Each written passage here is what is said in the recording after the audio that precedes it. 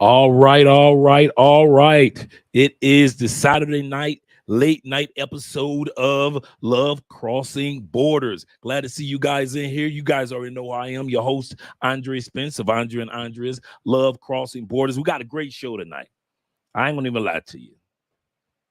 I ain't gonna lie. I wish I could lie to you about this one. My man Alpha Male Strategies, who I've been supporting for a long time, and I've been a fan of his content from day one. If you haven't subscribed to Alpha Male Strategies, I don't know where you been and what you doing, but you need to subscribe to what this brother is talking about, because he's always been one of those guys to encourage me and to at least be one thing, a man. He tries not to walk into anybody's lane. He stays in his own lane. And all he talks about is us improving ourselves as men. But over the last year, he's had a little controversy with us, who are known as the Passport Bro Brothers, the Blue Book Brothers, the Blue Book Gentlemen. We ain't talking about the white boys that's trying to be passport bros either, just in case. Shout out to my white boys out there. But there's a white boy passport bro movement that's nothing but mongers. These dudes are professional mongers and trying to use the passport bro moniker to hide behind saying, hey, we're not mongers, because you know mongers come with a connotation. So now you got a bunch of white boys coming out with passportbro.net, trying to hide mongering behind the Passport Bros moniker. You can't be a bro if you ain't this. I'm telling you that right now. It's some of you Passport Bro brothers, you can make it in like Eminem.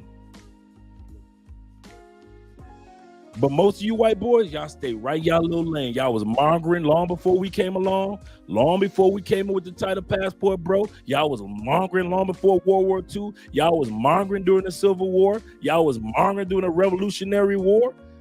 Y'all always been mongering. So keep your little title. That's the title that y'all got websites dedicated to mongering white boys. Y'all got courses and coaches to teach y'all how to monger across the world. Keep your title. Do not try to come up over here and grab the brother's title, which is the Passport Bro movement or the Blue Book Gentlemen.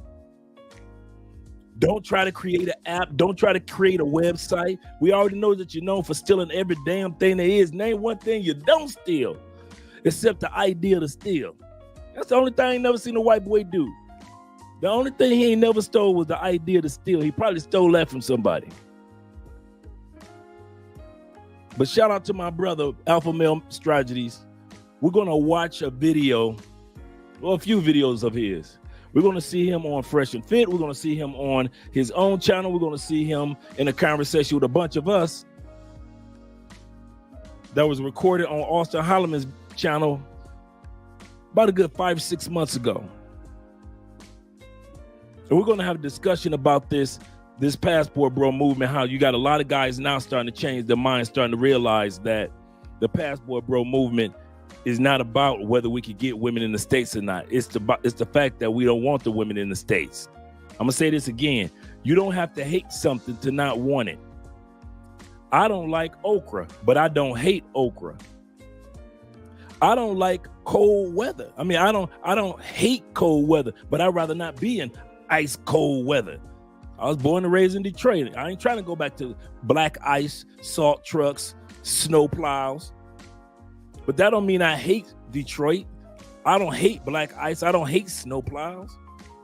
And so it is with black men when it comes to traveling using our passports. Brothers, we do not have to put down, look down upon, or even converse about women in the States, because we could care less. And the women in the States don't realize this. Numero dos when it comes to the Passport Bro, Blue Book Gentleman movement. I'm so tired of everybody trying to pigeonhole the movement, or the mindset, in other words, because the movement is just a mindset. There is no leaders. There is no guide. There is no, well, Austin Holloman's at the top of the list. No. Austin ain't never asked for that. But what it is a mindset, like we always talk about, a mindset to take advantage of global opportunity as a man of color. If you Latin, you in. The East Indian, they in. If you're a brother, you definitely in. If you're a white boy, you got to prove yourself, because y'all known for one thing, and that's the mongering side. And everybody thinking that passport bros and the mongers are the same thing. And white boys are trying to sell that as if, hey, we're passport bros too. No, y'all mongers. Y'all been doing that for years. So don't try to run over here. Keep your happy tails right where you were. You was on that side, doing it for years, going to the Philippines, getting the ones that look like little 12-year-old kids. Go on, keep on doing what you're doing, white boys. We ain't trying to interrupt yours. We ain't never try to pretend. We ain't try to imitate what y'all been doing in the Philippines. We don't try to imitate what you do in Cambodia. We don't try to imitate what you do in Vietnam. White boy, you over there, and us brothers and others, we right here. Passport bros, blue book gentlemen. Keep your happy nasty right over there. And I mean that from the bottom of my heart. I'm tired of these white boys trying to steal everything. Every time you turn around trying to steal something. What don't you steal? Could you write a list of 10 things that white boys don't steal? I mean, historically, name a list. I want white boys to write it. I don't need brothers to write it. I don't need Latin dudes to write it. I need white boys to write down 10 things you ain't never stole in life that white boys in history ain't stole.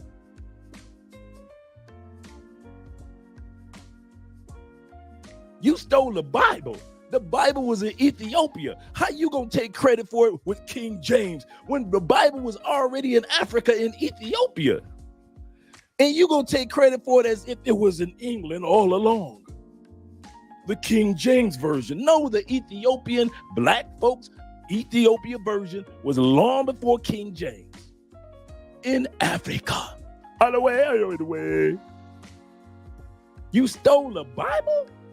How the hell you gonna steal God's word? So I need to, before I shut up talk about white boys, I need 10 of you white brothers out there, shout out to y'all, to give me 10 things that white boys ain't never stole, ain't stole a patent for, ain't stole an idea for. Name 10 things, and I ain't found no white boy yet put a comment section yet. Put one thing in the comment section, 10 things that white boys ain't never stole. You stole the electric light. You stole the computer. You stole the internet that was created by the brothers in Africa. You stole the idea of the computer chip from the sister. Name one thing you ain't stole. Come on, let's be real with it. You ain't hip hop. You stole hip hop. You stole BET. It was raggedy when the white boys got a hold of it. Now they're giving it to Tyler Perry, and it ain't nothing but feminism popping off on BET now. What's my point? When it comes to dudes like alpha male strategy, I'm telling you, I'm glad for the brother who support the brothers that are going to still be in the States. And I said this to him in the past. I'm glad it's dudes like him that's letting brothers know in the States, we got to be the best men that we can be. Because at the end of the day, that's what he often does. But until alpha male gets a passport and gets his ass out the United States, I'm going to tell you something. Whether he's for us or whether he's against us, he don't know what the hell he's talking about. Alpha male strategies could have been for passport bros for day one, but if you ain't never been no damn way, you can't confirm any of what we say.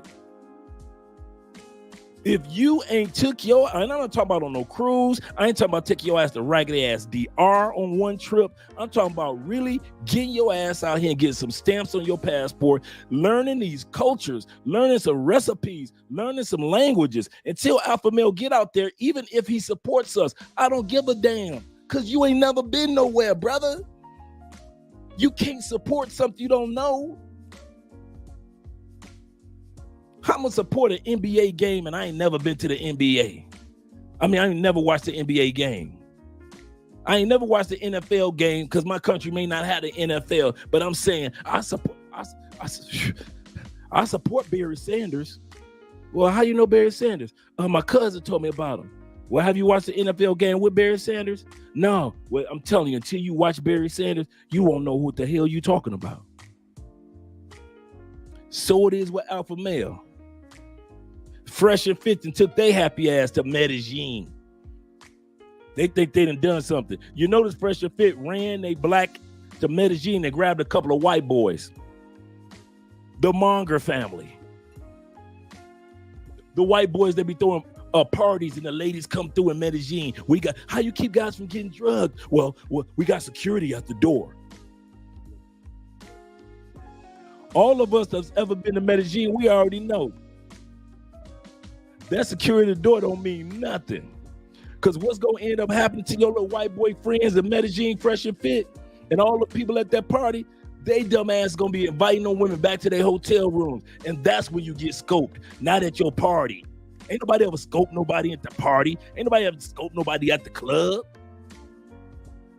They scope them at the club just enough so it can work on you when you get to the Airbnb. They scope you at the party just enough to get you over to outside of the party, in other words, outside of the club, in other words. They don't need you to pass out in the club. They need you to pass, they need you just enough so you can pass your ass out while you're trying to take her back to your Airbnb and have sex. And Fresh and Fit ain't telling them that, are they? Fresh and Fit and these manga white boys just trying to be passport bros, I'm telling you now, white brothers, I'm talking to you now. I'm going to clip this one. My white brothers, they gonna get you got. You keep listening to the white boys who are victims. First of all, first things first, let's get it out of the way, white brothers. When you go to other countries, you think they see us black brothers as ATMs. Your white, blue-eyed, beige and dark hair or burgundy hair or blonde hair ass, you really looked up. Man, I'm telling you this now. Can I say this for real? I don't know, not too many dudes that say this. If I had to be a passport bro, I damn sure wouldn't want to be a white boy.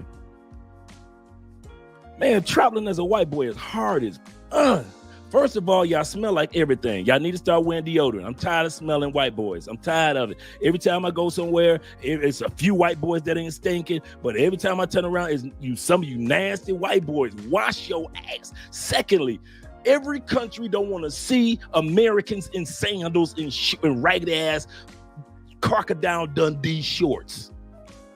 We know y'all got a nice house at the crib. Cool. We know you got daddy's trust fund. Cool. We know you got a little savings so you can travel. Cool. But you still stinking in other countries, making America smell bad. You still looking raggedy in other countries, making America look bad. And then you look like ATMs and victims. You get drugged more than we do. Ain't no way in hell I want to be a white boy traveling. No way in hell. Y'all the easiest prey. Y'all be walking around just looking up in the air and oh my God, Medellin. Got him. At least as a black man, I can halfway blend in Cali. I can blend in Cartagena. I can blend in the DR. I can blend in the parts of Africa, even parts of Asia. I can probably blend in. Yo blind ass, you can't blend in nowhere. You a target right where you go. Everywhere you go. If you think females like you for you, that's the other thing. Number 3, white boy. Females don't like you for you. If you're American white boy, it's hard trying to find somebody that really care about you. It's hard than a white brothers. I'm telling y'all now, it's hard than a motherfucker for y'all to find somebody that really like y'all. Because they've been programmed from television that white boys got all the money. They've got all the privilege. Your white privilege only works in the United States. As soon as you cross the border, I'm telling you, that is a fucking hindrance, man. That's like everybody in the States thinking that all black people rich. And then as soon as we cross the border, everybody really looking at us for money. That shit is scary. And you a white boy? But you built that shit. You sold the world that you the greatest thing on earth. You the greatest thing before sliced bread. You sold that shit. So now you want to be a traveler? Travel your ass on, white boy. But I'm telling you, it's hard trading to be a white boy. You got to come out of extra money. You the one that they invented gringo prices for. They invented the gringo term for you. They weren't talking about gringo term looking at black people. They looked at your white ass in Mexico, in South America, in Central America, and say, we got one. Gringo. Green, just like a banana that ain't ripe yet. Green. They ain't invent that shit for us. They say it to us because, it just means foreigner now. But when they first came out with the term, they saw your white ass getting off the boats, and they was like, go get him, girl. Why? He white and he look like a sucker. And you know what the sad part is? A lot of you white boys are some good dudes. A lot of you white boys, y'all some good dudes. That's the messed up part. But you got to go the extra mile to prove that you a good dude. Because everybody really looking at you like you an ATM since you want to sell yourself for the last 400, 500 years like you the shit since the Roman Empire. Go ahead. Go ahead, white boy. Go ahead, travel. Looking like the goddamn Flintstones with them damn sandals on and them raggedy ass shirts that y'all be wearing. Smelling like all type of goddamn shit that's in the Amazon. Snakes be running away from y'all. Orca whales swim away from y'all. Wildebeest run away from y'all. Y'all motherfuckers be reeking. I mean reeking, dog. And I done smell some bad smelling brothers and sisters. Take it from me. I done smell some brothers and sisters from Africa that, I'm sorry, my African brothers and sisters, but y'all gonna have to work on some things. Not all y'all, but some of y'all got, y'all coming like the fight tonight, right? But I'm telling you now, for real, I don't know who worse, some of our African brothers and sisters or them damn sandal Flintstone feet motherfucking white boys. Pardon my language. I'm trying to not curse tonight. White boys, y'all be reeking, man. It's like the fight tonight, I'm telling you. I don't know who funkier. I don't know who more embarrassing. White boys from my own country, the United States, that be stinking white women with that nasty coochie smell, and you want to come up in the club and talk about, I want to dance salsa? Hell no. And this is the funny part. And then some of them don't be looking half bad. You be like, man, that's a nice looking. Where you from? I'm from Holland. Girl, what is that smell? Holland? That's what Holland smell like? That's what Portugal smell like? God damn. Is that the national funk of your country? So white boys, here's what we're going to do. You want to be a passport bro? First of all, sit your ass down and watch what brothers are doing. It's called Passport Bro. Called Passport Bros, Blue Book Gentlemen. You need to sit back down and watch. Stop trying to steal shit. Soon as you think you know hip hop, so you try to steal hip hop right out the gate. Now hip hop been trash ever since white boys got a hold of it. Ever since the white establishment got a hold of hip hop, it ain't nothing. They don't even talk. Remember back in the day when we were young? What's the best rap song? Fight the Power. Who's some of the best rappers? Rakim and Pac, Biggie. Now y'all got rappers that y'all be talking about the best rappers and they wear dresses and pink fingernails, polished. He's the top rapper. Y'all rappers got 9, 10 kids.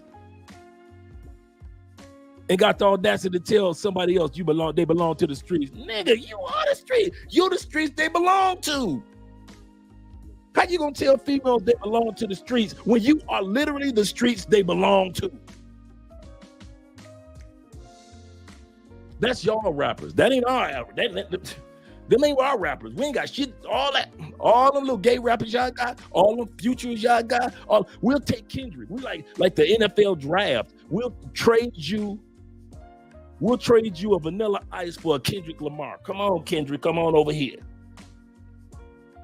But most of y'all rappers is trash. I wish I would download half of they. What? Trash. I said it. Rap over the last maybe 10 years, trash, garbage, back-to-back garbage. Kanye ain't had a good album in forever. Kanye albums is trash. You be like, and you try to convince yourself, because that's the old Kanye. You like, oh yeah, Kanye. And you listen to that album, you be like, what the? But it's Kanye. Kanye probably had, if you want to be real, Kanye had maybe good 3-4 good albums that was like you could just let it ride.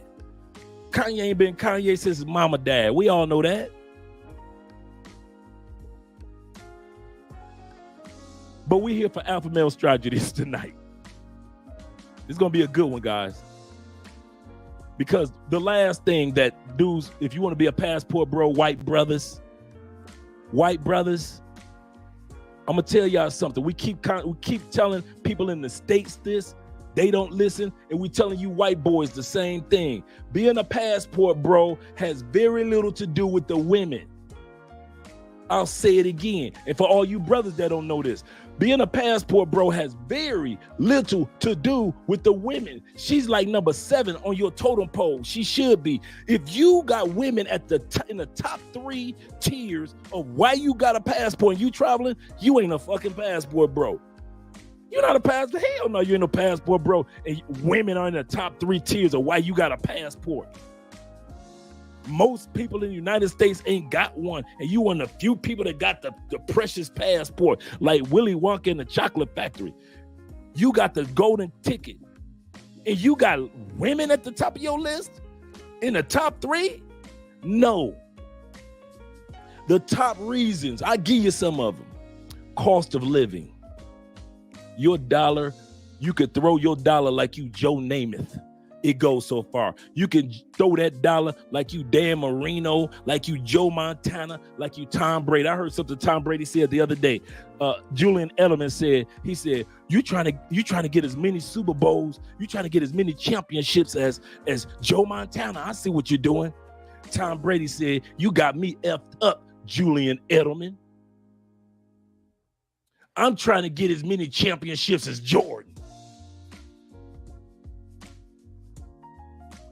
Tom got 7. I think it's 7, might be 6. But that was his goal. His goal wasn't Joe Montana. It was Jordan. He's trying to get them Jordan championships. That's what he was going after. What's my point in saying all this, man? Cost of living, how far your dollar stretches should be the first thing. You make your US dollars and you can stretch that motherfucker like plastic, man, and do some great things. You could buy a house. What costs you $250,000 in the States to buy one crib, you can buy a crib, 3 condos, and a storefront in another country for that one bullshit ass house that you're paying high ass taxes and HOA fees for in the States.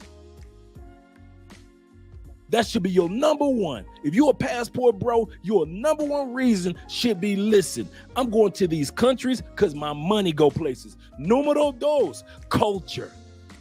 I told you, you get to develop and learn from other men about manhood around the world. If you are a man in the United States, you've only learned 4% of what manhood actually is. You've learned the American version, and America only makes up 4% of the population. So how the hell you gonna tell me what global manhood is if you've only learned your manhood from 4% of the whole planet?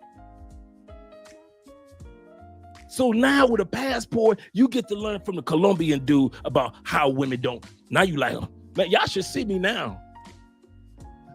I ain't got no problem with Andre. Your man hungry, baby. Good looking out.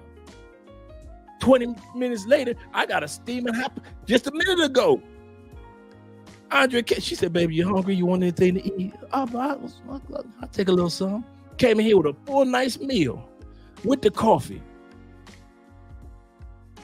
I wouldn't be talking like that in the States, but being around these Colombian men, I learned to open up my mouth. Being around men in Panama, I've learned to not tolerate stuff. Being around men in Cancun, I done picked up little trades. Being around men in Cuba, I've learned to appreciate little things. Because Cuban men realize that, listen, I ain't got much, but what little I have, I appreciate. I'm learning to appreciate things from my Cuban brothers. I ain't learning to appreciate shit from the people, from brothers in the United States. All Americans don't appreciate shit. We don't appreciate our passports. That's why other countries look at us crazy like, you ain't got a passport, you live in America? Nah, my mom and cousin, they ain't got one. The only person in my family had a passport was somebody in the military. You got to learn to appreciate, and Cuban brothers teach you that. You go to certain parts of the world and then you start to understand your spirituality. And like my Muslim brothers say, you're higher man and not your lower man. Shout out to the nation and the Sunni Muslims, the 5%ers, the Shiites, the Moors, more science brothers. Shout out to all y'all. That should be on your list. Developing the rest of your manhood. I said that the way I said it on purpose. Developing the rest, the other 96% of your manhood. If you think that you're going to get the true development of manhood in one country, why do you think so many rich men always going somewhere else, learning skills, learning abilities? And then they come back to the United States like they Superman.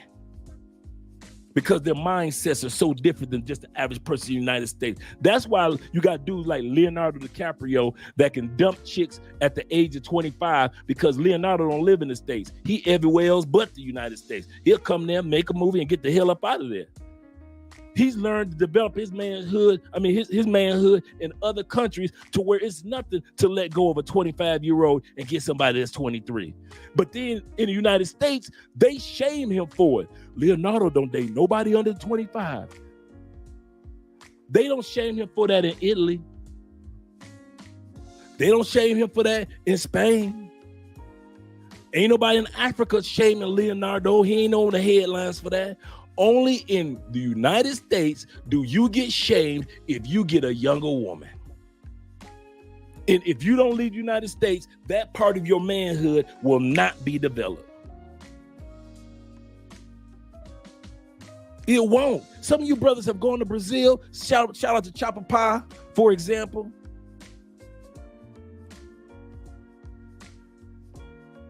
Shout out to Chopper Pie for the super chat. He said, Dre, and all smoking all your smoking folks, yeah.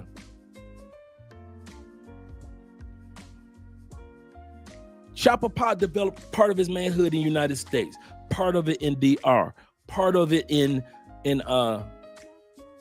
Brazil. This dude is going on his third language. Name one part of your manhood. Come on, let's be real. I ain't had one part of my manhood tell me that you need to learn another language in the United States. Anybody? Maybe a couple of y'all. Some of the people, some of the males that developed your life in the United States told you that having another language would benefit you. But most of us, we didn't get the memo. I know I didn't. Didn't nobody tell, none of the men that I was around, none of the pastors, the deacons, none of the dudes that volunteered at the Boys and Girls Club that I was in at the YMCA, none of the men in my church, none of my uncles, none of them told me about the benefits of a second language. I had to learn this shit outside of the United States, that part of manhood, languages. If Chopper Pie, if many of you other brothers, if lead attorney and all the other brothers would have kept our ass in the States, the part of learning different languages would not have been developed, because the average man in the United States does not teach men about the value of learning other languages. Stop me when I'm lying. Stop me when I'm lying. That's what I mean about now this man will go back to the States when he go spend time with his family with 3 languages up under his belt, and now one man in the United States in his life, because I know if he had a life like mine, now one dude in the United States told me about buying property in other countries and developing. I'm sitting up here watching the wealthy and the rich, the lifestyles of the rich and famous. Well, we have a villa in Spain, and we own, 3 pieces of property in Portugal, and in South America, where we that's our 5th passport, and ain't nobody tell us we could have did the same dang thing. We thinking that these people balling out of control to be able to do this, and ain't nobody tell us that. So our manhood was limited. So like I said, on this list that should be greater than women should be cost of living, learning cultures, development of your manhood. Next should be languages. Even Marathans learning languages. There is a value in knowing more than one. Okay. How many times some of you dudes been looking for a job and you done got pissed off when you saw that job online and said if you bilingual, you get an extra $10 or an extra $5, an extra $3 an hour just because you know Spanish?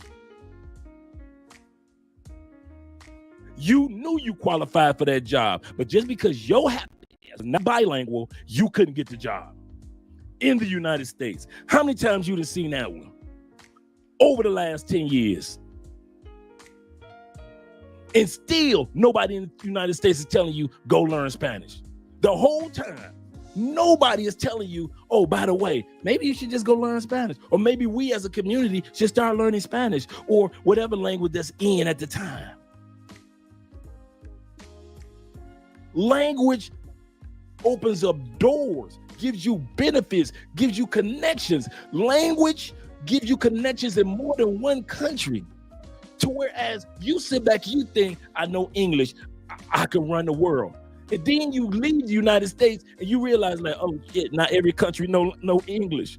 What am I to do? Oh my God, I'm limited in Portugal. What am I to do? I'm limited in Argentina. What am I to do? Oh my God, I'm limited in Italy. I'm limited in Germany. I'm limited to the amount of people I can meet. I'm limited to the places I can go, the things I can do, because I'm limited to English only. They set us up.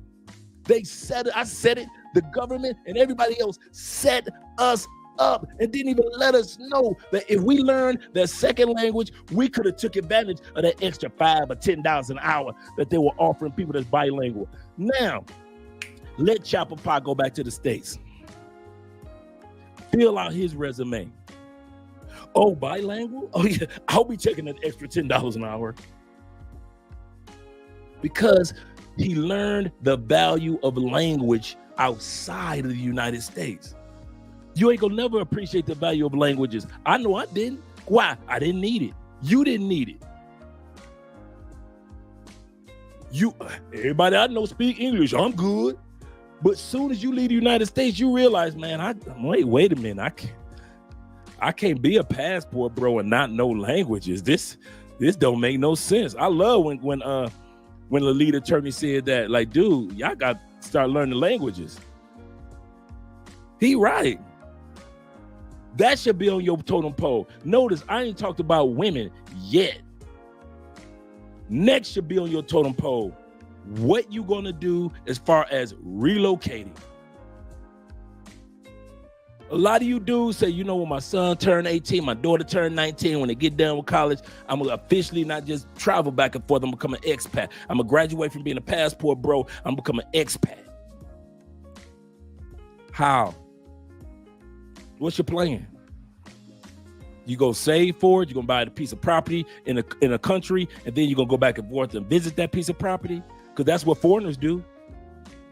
Foreigners come to America, make American money, send that money back to their home country, build a bad crib, if not 3, and visit it back and forth until they get tired of the United States, and then they say, well, I'm gonna stay home in my home country.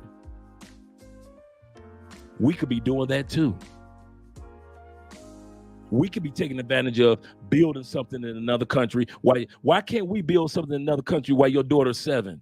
So by the time she turned 19, you got 3 bad cribs in another country. Why can't you do that?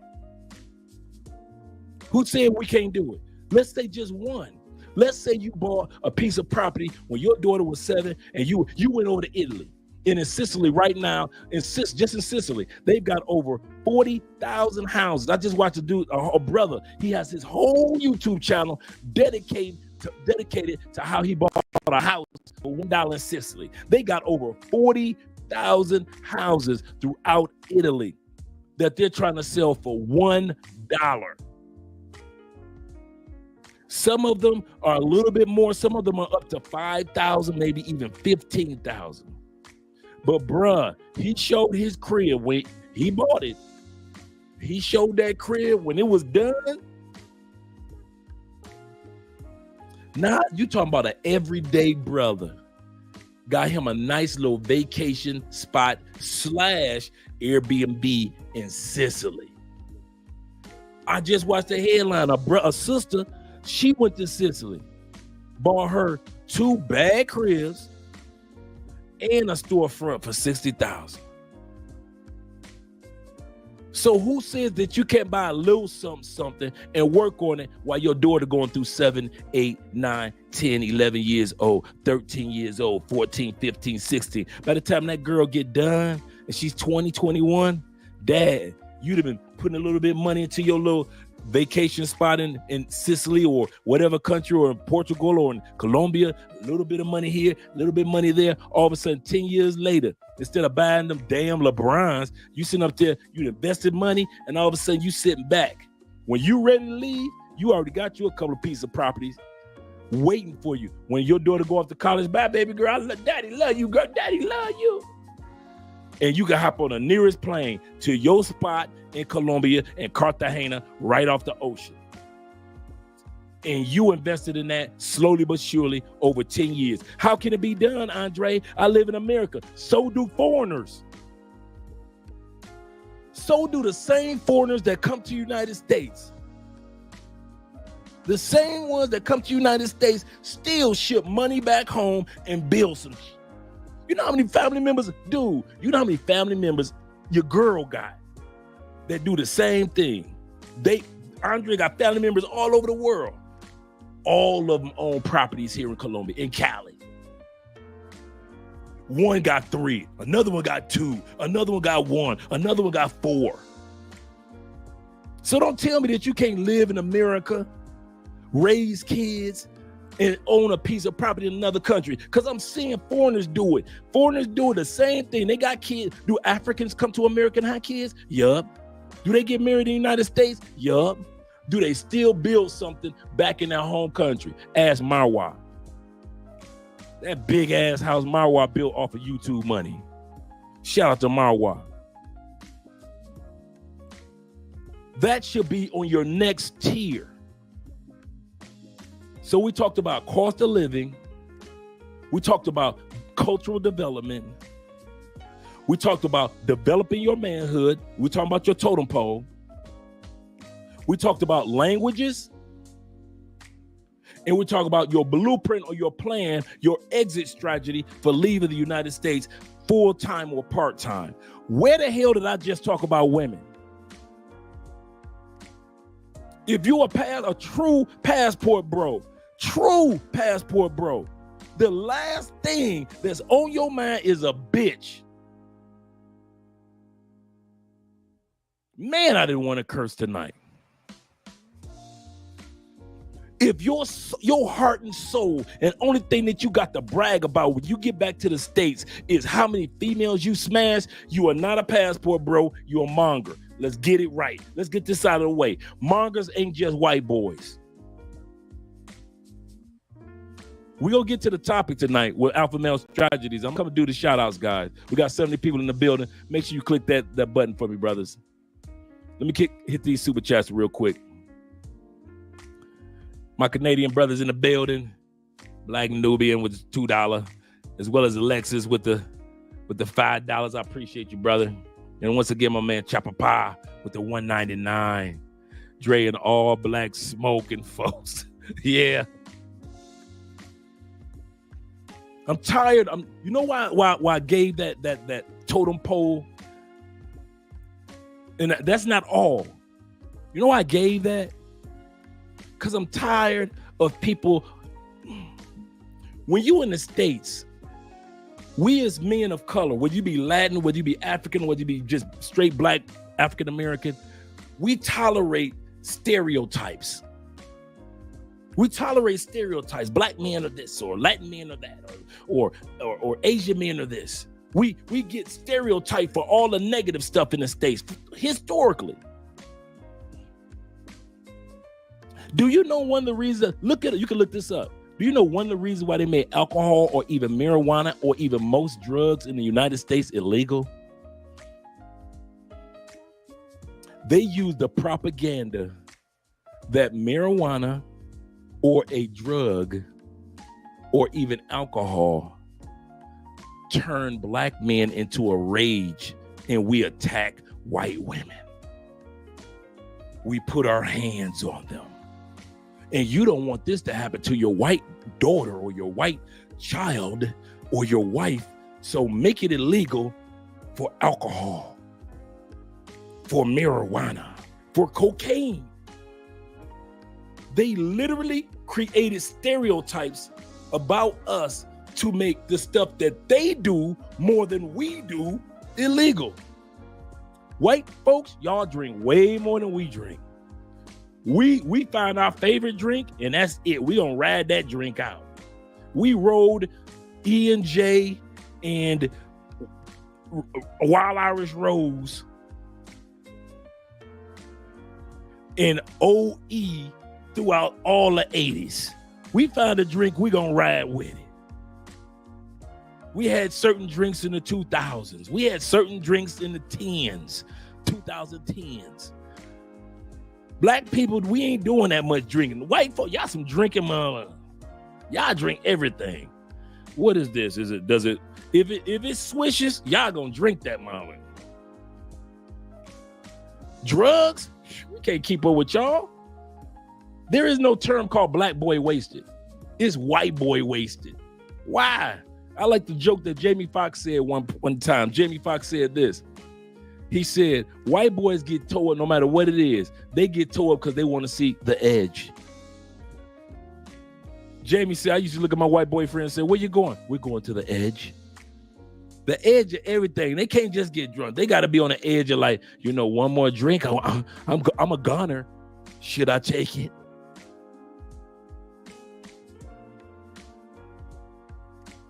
They used us as propaganda. So now we're out of the States. And we've got individual rights. And it's kind of funny that many of us who are passport bros and blue book gentlemen have not come to that reality that you don't have to be scared of the white boys of the United States no more. You ain't got to be scared of the system in the United States no more. The most that they can, as long as you're paying your taxes and you ain't committing no crimes outside the United States, they can't do nothing to you. Nothing. You paying your taxes, right? Good. You doing any crimes outside the United States? You ain't. Damn them white boys in the States. They can't do nothing to you. Most that they can do is the same thing that they was doing to the same thing they doing to Andrew Tate, trying to set him up. And everybody know it. And what did it do? Make Andrew Tate more famous, and he's made more money.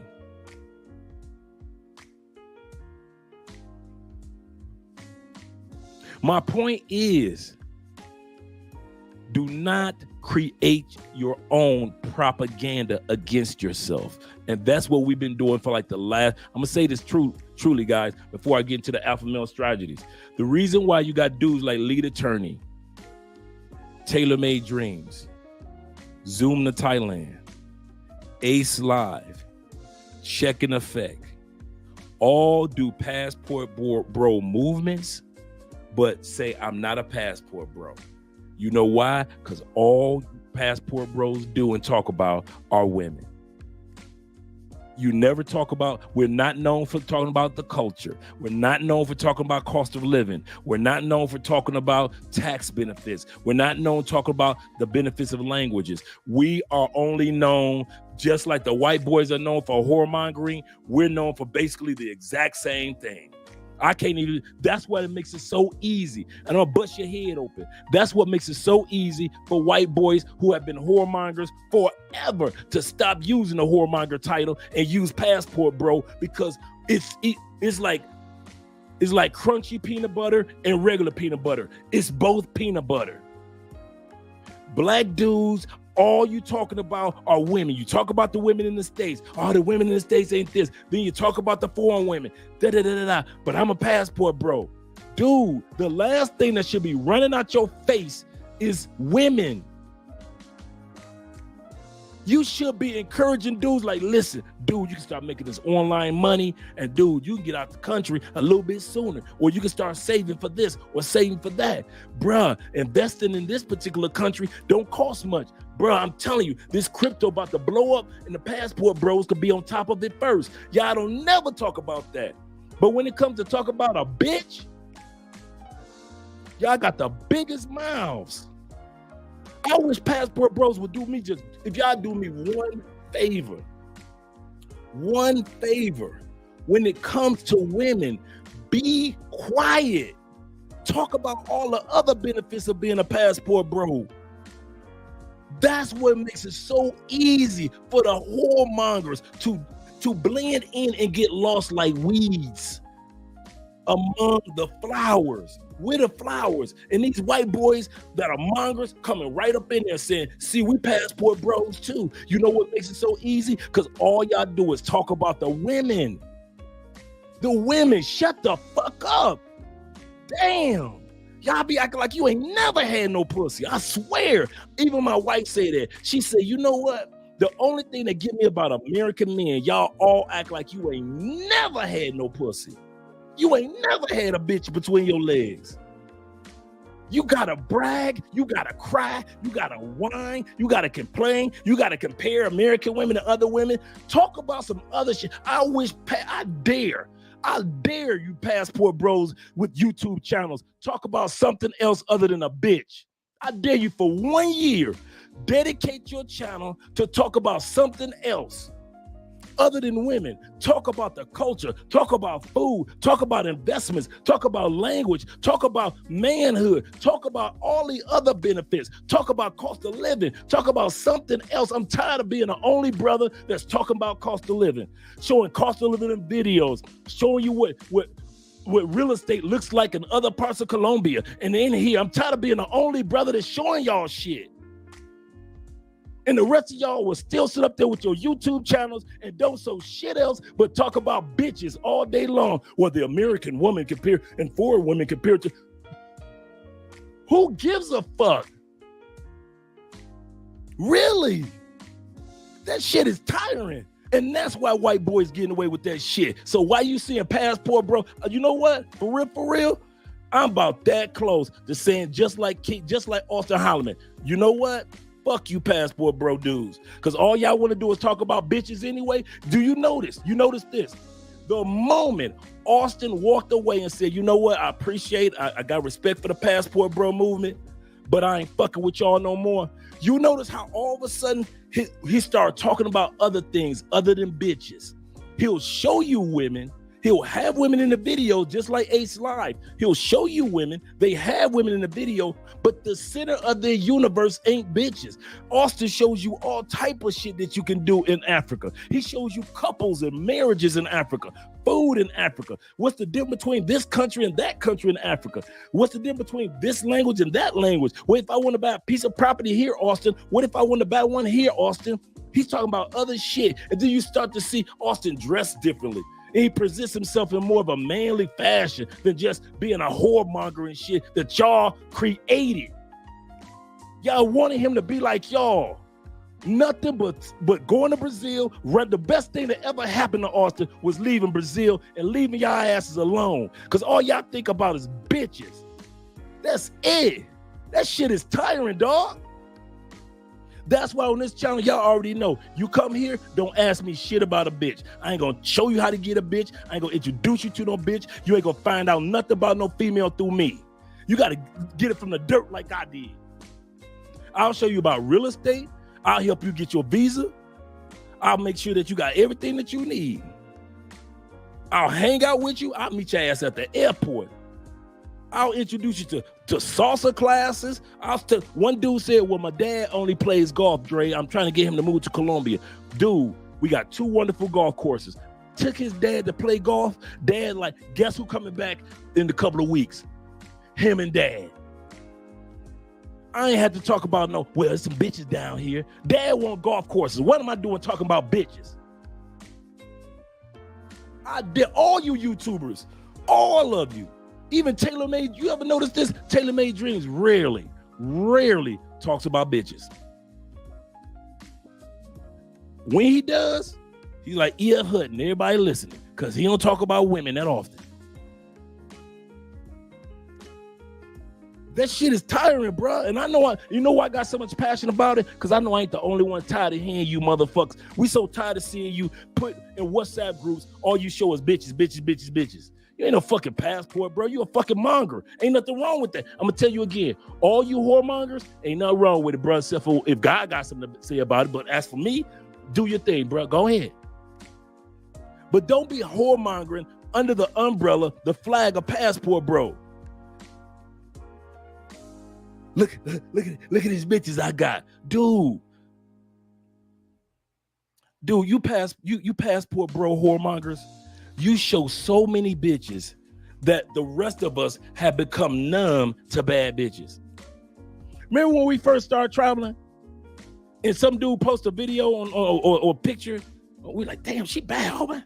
You guys post so many pictures and so much bullshit on women in other countries that we just kind of like numb to it and like, another female with a big ass. Okay. All right. Delete. Ain't nothing special about women in other countries no more. It used to be all special. You'd be excited to talk about women in other countries. Now that shit is boring as fuck. So we got to cut that out, fellas. I'm telling you. And like I said, I'm just talking as your brother. So I know I'm going to piss somebody off. I don't give a fuck. I'm tired. I'm tired of hearing you dudes with videos after video. Now, if you, even on our channel, the only time you hear me talk about women is when Andre is sitting right next to me. Or I might give a public service announcement to women in the States. Hey, ladies, you might want to improve on this or improve on that. Or I'll say, like, ladies in the States, don't date passport bros because we make bad mates, because if we come back with a passport, you gonna be disappointed. I'll give you a perfect example, man. There's a headline that I was reading. I'm going to read it today. I couldn't believe that one. It was a headline that a brother, an African brother, married a female in the States, told her he was going back home to see his mama. This African brother went home and married a second wife behind the American female back. Hey, think them African brothers playing. They ain't changing their culture just because they in the United States. Hey, girl, I got 2 wives. You're going to have to work it out. Shout out to the passport sister. So, you might hear me say something like that. But as far as that bragging and, ooh, look at her, look at dude, that shit is exhausting. You creating, in other words, and I'm going to go to the topic, we are creating our own stereotypes. We don't need the white boys to do it no more. We don't need the media to do it no more. We can't blame it on hip hop. This is out. See, passport bro movement, blue book gentlemen, it's outside the United States. So anything that happens is our responsibility and it's our fault. It's like going into business for yourself. United States used to be our boss and we could blame the shit on our boss all the time. Now you can't blame it on nobody else. It's our fault. We are creating the stereotypes that women can make TikTok videos on. We are creating this to where whoremonger white dudes can actually blend in with the passport bros because all y'all ever talk about is bitches. That's it. And throughout history, men love women. I ain't tripping on that, but damn. I swear, I'm about that close to be like Austin. I'm like, man, fuck passport bro movement. Because all y'all talk about is bitches and there's so much more. And I swear, once I'm done with passport bro, you think I got a big ass mouth now, I'll piss a lot of motherfucking passport bro and blue book gentlemen off. For real. I'm tired of it, man. And for all you YouTubers that's out there still promoting that bullshit, still talking about women. Look at these women. If you ain't in a relationship, promoting relationships, and you ain't got to be married, or if you ain't promoting at least friendships and networking, shut the fuck up about the women. And I mean all you black male YouTubers, shut the fuck up about it. Talk about something else. If half you dudes, I go through your channel, it ain't shit about how black men can enjoy the cost of living in other countries. If I go to y'all platforms, it ain't shit about a black man learning more about his manhood in other countries. If I go to y'all platforms, ain't shit about relationships, ain't shit about friendships, ain't shit about networking. All y'all got is club shit. When y'all don't talk about all these bowling alleys down here, for all the dudes that like to bowl, all the dudes that like to golf, all these fishing holes that's in these countries where you go fishing, all y'all that like to go fishing in the States, you got that shit down here too. But y'all don't never talk about it. So dudes come to Colombia and don't know you can go fishing. Some of you dudes that like to ride the jet skis and all that shit is here, but y'all never talk about it. You'll let the white boys talk about it and get 100,000 views. He went jet skiing. but you still talking about bitches. It's been 5-6 years with this passport bro movement, and you still talking about bitches. Let that shit go. When y'all be seeing me on platforms, I drools. I've been on damn near everybody's platform. I've been on damn near everybody's platform. As soon as they sit back and say, we about to open up the lines, I'm on it. First thing I'm saying, cost of living. Second thing I'm talking about is culture. Third thing, manhood. Next thing I'm talking about, different languages. Next thing I'm talking about, investment opportunities. If you ever watch me on anybody else's platform, you want to watch an example of it, you don't never hear me talk about no bitches. They may ask me, well, Andre, are you saying the Colombian women are better? No, I'm just saying that how they do it, their culture is different. So I'll talk about their culture, not the women. The culture is different. That's completely different than how the fuck y'all do it. I'm tired, dude. I'm so fucking tired, dude. And that's why I'm letting it out now. So when I sit back and I say, when that day comes, if it ever comes and I say, fuck the passport bros and you blue book gentlemen, I say, fuck y'all, you know why Dre said fuck y'all. It won't be a surprise. You can come back to this video and say, I know why Andre said he tired of our shit, because all we talk about is bitches and you offer nothing else to black men. You worse than white men. White men in the States ain't offer us shit. And as soon as we get the chance to offer ourselves something, we're our own bosses. We crossed the threshold. We ain't like them brothers that stuck in the States. We crossed the threshold with our passports and we could be anything and go anywhere we want. And what the fuck y'all want to be? Fucking whoremongers. That's it? Is that it? I'm serious, because bitches ain't nothing wrong with that. Get your player. All you dudes that like brothels, I'm with you. Strip clubs, I'm cool with you. All you brothers that like to pay for play, I'm cool with you. Party girls, I got you. All you guys that like to get married like me, got your back, brother. All you dudes that just want a girlfriend, cool with that. All you dudes that just want to network with the ladies, got you on that one too. I understand, ladies, we gotta have the ladies. I'm with you on all that. Don't think I'm saying don't have the ladies, but you, goddamn, you are goddamn kicking a dead horse. You've proven your point. American women can't compete with foreign women. Got it. What else? That's my job. My job is to tell what else. If I go on Obsidian don't want to hear another passport bro crying about bitches. He want to hear what else. If I go on O'Shea show, he want to hear what else. If I go on when I went on the Daily Wrap Up crew, the young dudes, I wasn't talking about no bitches. I was talking about what else. How many of you YouTubers talking about what else? God damn, at least Taylor Made Dreams, he's talking about what else. Richie Mack talking about what else. Ace Live is showing you what else. Check and Effect at least shows you what else. At least you got Razor Ray warning you about what else. DC Rob telling you about what else. But 99% of black YouTubers, you still talking about bitches? Really? I don't give a fucking 9,000 motherfuckers out here crying for bitches. We need more bitches videos. No. If you want to be a real passport bro, the last part of your totem pole should be a bitch. She is not the cake. She's just a cherry on top. And while you dudes keep treating her like the cake, it's going to be more dudes like me telling y'all, I'm done. I'm done. I kid you not. I'll just be regular Andre Spence. Love crossing borders. Yeah, and that's who y'all gonna be watching. And I won't be talking about no more passport. I won't be talking about no 4 passport bros. I won't be talking about against passport bros. I won't be having no passport bro guests. I don't want to hear no passport bro shit on my channel. Do not let me get to that point, because y'all will not hear no passport bro shit coming from me ever again. And I don't want to be at that point, because there's so much more that the passport bro movement offers us as black men. There should be no fucking way white boys could just blend in with us from out of nowhere, and they've been whoremongers for years. Well, shit, let's just call our shit passport bros. They're just like us. These motherfuckers are like, y'all just like us.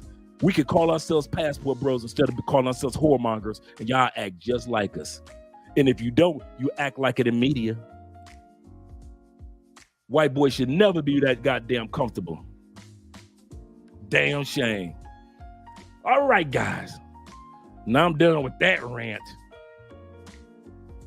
Let's once again, we were talking about, let me come into the comment section. Let me go here. Enjoy you fellas.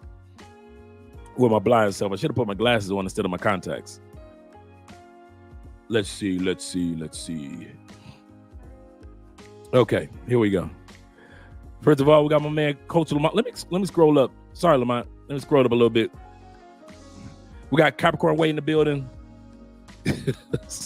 Yeah, Andre might end up taking some brothers off. I don't give a fuck.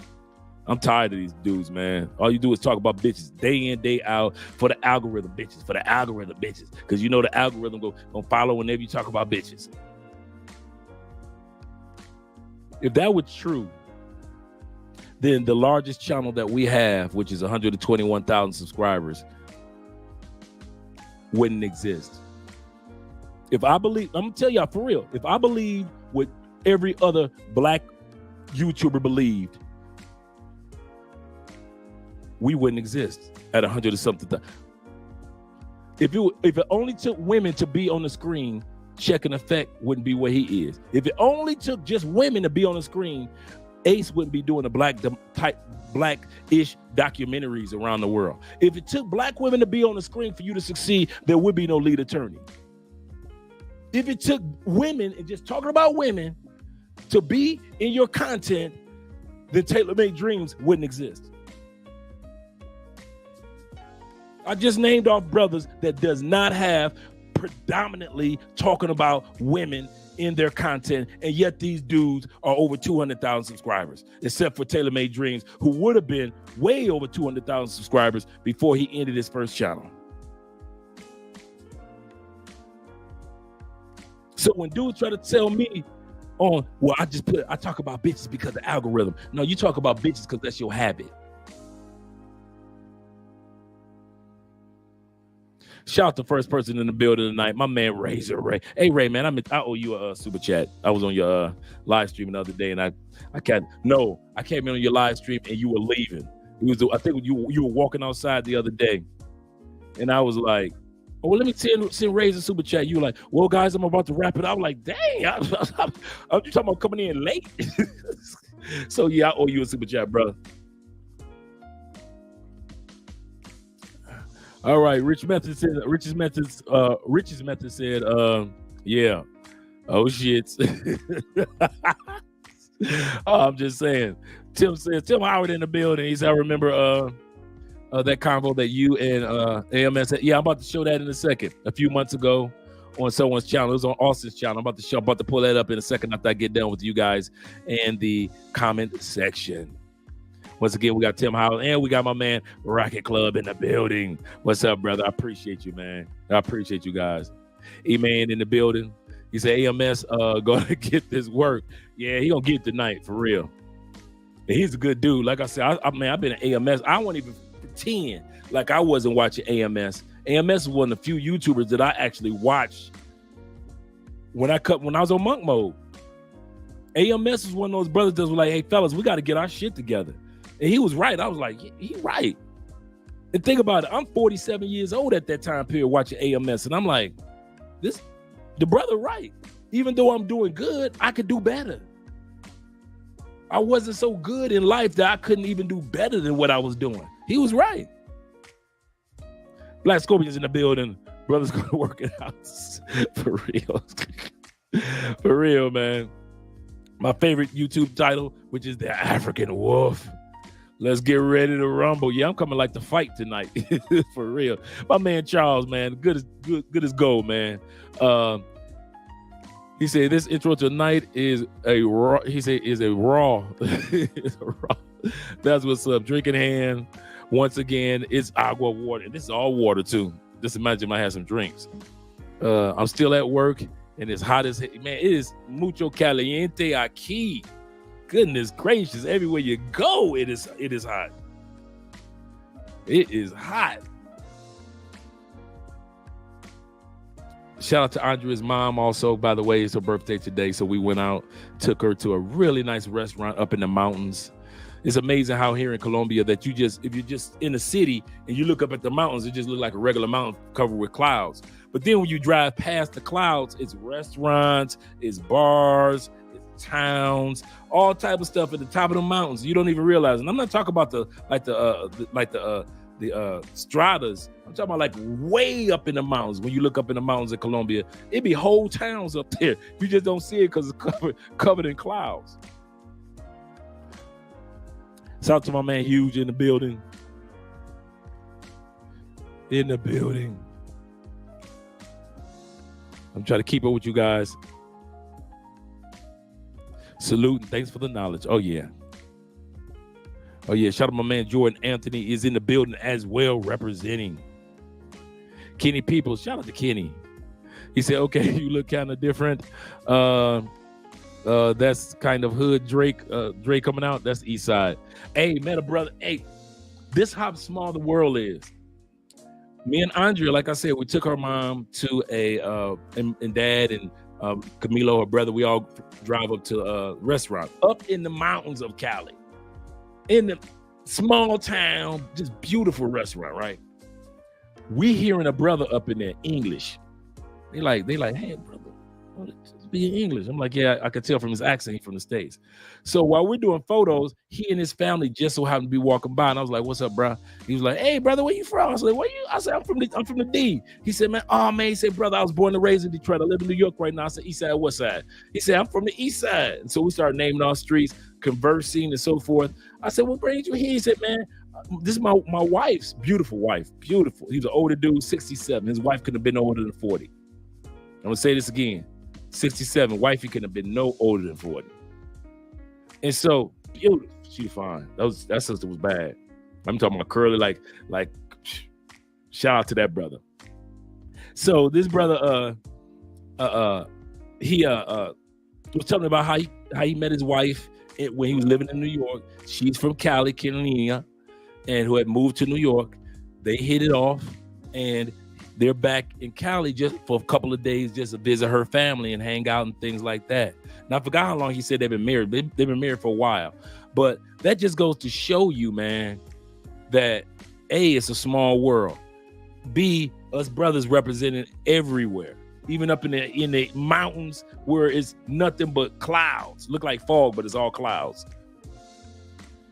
And it's beautiful to see brothers coming down to Cali, Colombia, whether they be meeting Calians in the States or whether it be dudes like me meeting Calians here. I'm telling you, dudes, it's really good to see guys out there doing big things. All right, so shout out to that brother. Julian's in the building. I'll see you. Shout out to Julian. Don't laugh too much at your brother. Pablo Frescobar, make sure you guys, he said first Christian, was an Ethiopian in the book of Acts. So when white people, I mean, like, y'all still in the Bible? Come on, white people. Y'all can't be stealing everything, but hey, if that's what you historically do, don't get mad at us for calling it out. Shout out to Pablo Frescobar for the support, and make sure you guys support this channel, man. Good man right there. Good man right there. True blue book gentleman. True blue book gentleman. Of course, we got Black Nubian, as I mentioned before. Let me scroll down, make sure I got everybody. Capricorn Way, he said, I hate that Fresh and Fit is in Colombia, and that they need to keep that corny asses in Miami. They really do. Fresh and Fit, but you know what? I ain't met on the business side. Geniuses. Freaking geniuses. Fresh and Fit built a platform for men that were insecure like they are. Fresh and Fit knew there were a bunch of corny, nerdy, insecure, really can't talk to women like that dudes out there like them. in the droves, in the millions. So what they did was they put on the platform the type of women with the archetype, or at least the look, not the intelligence, but at least the look that a lot of corny dudes want. Corny dudes, just like regular dudes, want the hot chick. All men want a hot chick. But for corny dudes, you might as well put a hot chick in a glass or in a Barbie box. So Fresher Fit knew, I'm corny, and if I could get some subpar intellectual women that's hot, as far as physically attractive, but dumb as a bunch of rocks, I can insult them and give them the same, give my audience a sense of justification. Yeah, get them, Fresh and Fit, get them. Those are the type of ladies that wouldn't date me. Get them. And they built a hell of a multi-million-dollar platform on insecure ass men. And not even just black men or white men. These dudes are making hand over fist by making insecure dudes feel justified when Fresh and Fit attack beautiful, simple-minded young women. Many of them under the age of 30. And you notice Fresh and Fit would give them alcohol, didn't care if they smoked weed. They just, so now you got women that are inebriated. Fresh and Fit ain't sitting there drinking alcohol, but they giving alcohol to the ladies. And most of them they got from the club anyway.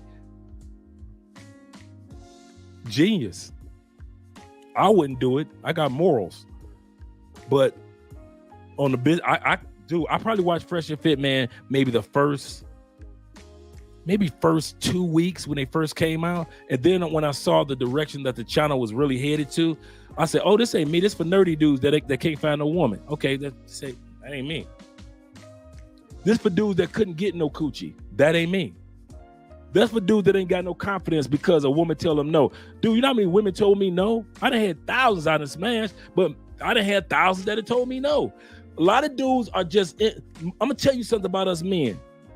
Just get comfortable with saying no to women in life, and then be comfortable when you receive no's in life. Your life will go a lot smoother. Some women, sometimes you need to tell her, hell no. We ain't about to go there. We ain't about to do that. No. And sometimes when women reject you, ain't nothing wrong with it, bro. She ain't gonna be the first. She ain't gonna be the last. You gonna win some, you gonna lose some. But Fresh and Fit has found an audience of insecure ass men. They done sold courses to these dudes. They done sold them game. They done brought dudes on. Think about all the dudes that Fresh and Fit bring on are all the men that other men think that are alpha or strong, like alpha male strategies, like a bunch of the other black male YouTubers that they bring in. Oh, that's what being a man is, like that guy. I'm like, damn, dude, yeah. Get your money, Fresh and Fit. I ain't mad at you. I just don't support you. And then try to bring it to Colombia. They did it right. Fresh and Fit are not stupid. They know not to come to real brothers that live here. Because we gonna call out their bullshit. They know to go to Medellin and get you a couple of white boys that gotta spend money, that gotta throw parties. That bullshit. To get pussy to show up. Those are some white boys. Hell yeah, get some white boys. Brothers? Man, you know better than get some damn brothers on your show. Because we'll tell you, man, get the fuck up out of here. First of all, I ain't got to do that bullshit that them corny ass white boys got to do. Hell no. Seriously, bro.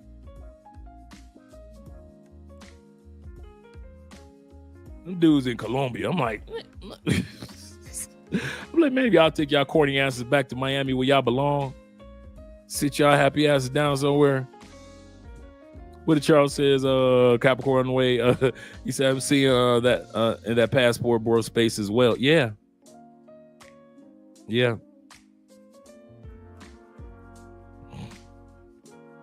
Suede is in the building. He said, Fraggle Rock, poor hombre, or Ambro, or May, Par Om. That's what I'm trying to think of. Fraggle Rock Power On. That sounds like Cologne. Shout out to Fraggle Rock. That was my show. Carl is in the building. What's up, brother? What's up to you as well, Carl? Let me get through these comments real quick. Kenneth is in the building. Represent. Just returned from Pattaya, Thailand, and my mind is blown. Can't stop thinking about going back. Crazy. I told you. Kenneth is the prime example. When y'all dudes hear me say passport bros make the worst mates when you get back to the States, Kenneth ain't gonna be no good for no women in the United States. Oh, for sex? Oh, he'd be fine for that. But other than that, something serious, after he done been out of the country, man, Kenneth ain't no good for no female in the States no more. It's a whole new Kenneth that's coming off the plane. Oh, and all of us are like that. See, I always got to play the bad guy because I always got to tell you the truth. If you trying to be like a dude that left the States and you enjoy life outside the United States and you you left the States and enjoy life outside the United States and you think you can go back to the States and have a regular ass life, you can forget that, bruh. It's over. It is over. Shout out to my man Larry Perry in the building. Dre is on fire tonight. On fire.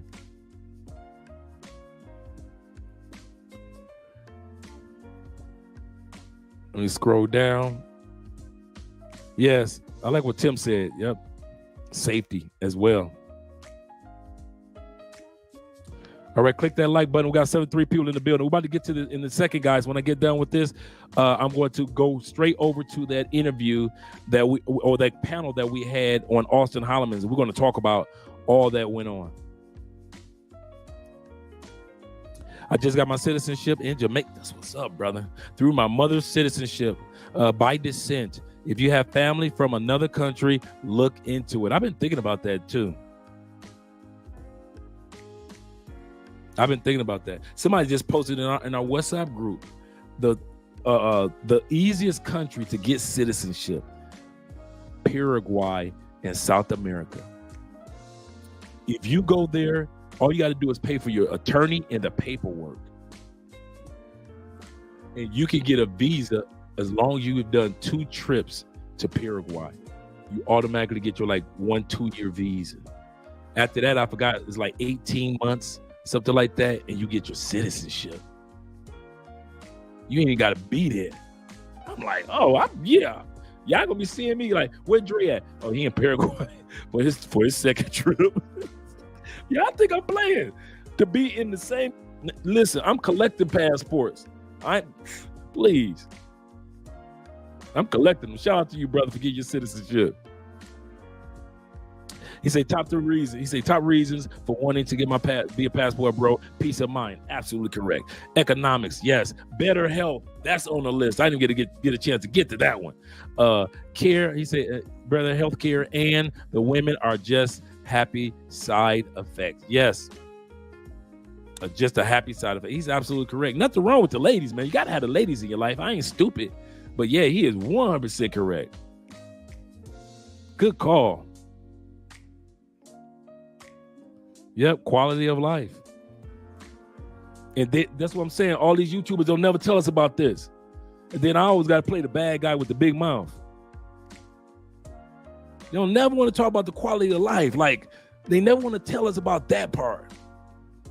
They just want to tell us about bitches. But dude, we tired of hearing that shit. Okay, Colombian women got a fat ass. Check. They're beautiful Asian women. Check. Women in Germany will do this. Check. Got it. We got it. What else? Can you do build a platform on what else? I have. Love Crossing Borders is nothing but what else?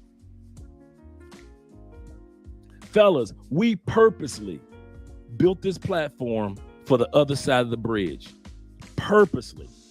Like Andre and I motto is every coin has 2 sides, so does every bridge.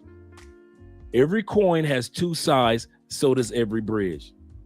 We knew that on that side of the bridge were dudes that would look for the part. Everything was brand new, Medellin, DR, travel, brothers with passports, everything was new. So everybody was piling up on that side of the bridge. the partying, having fun, mongering, just enjoying life, just enjoying life.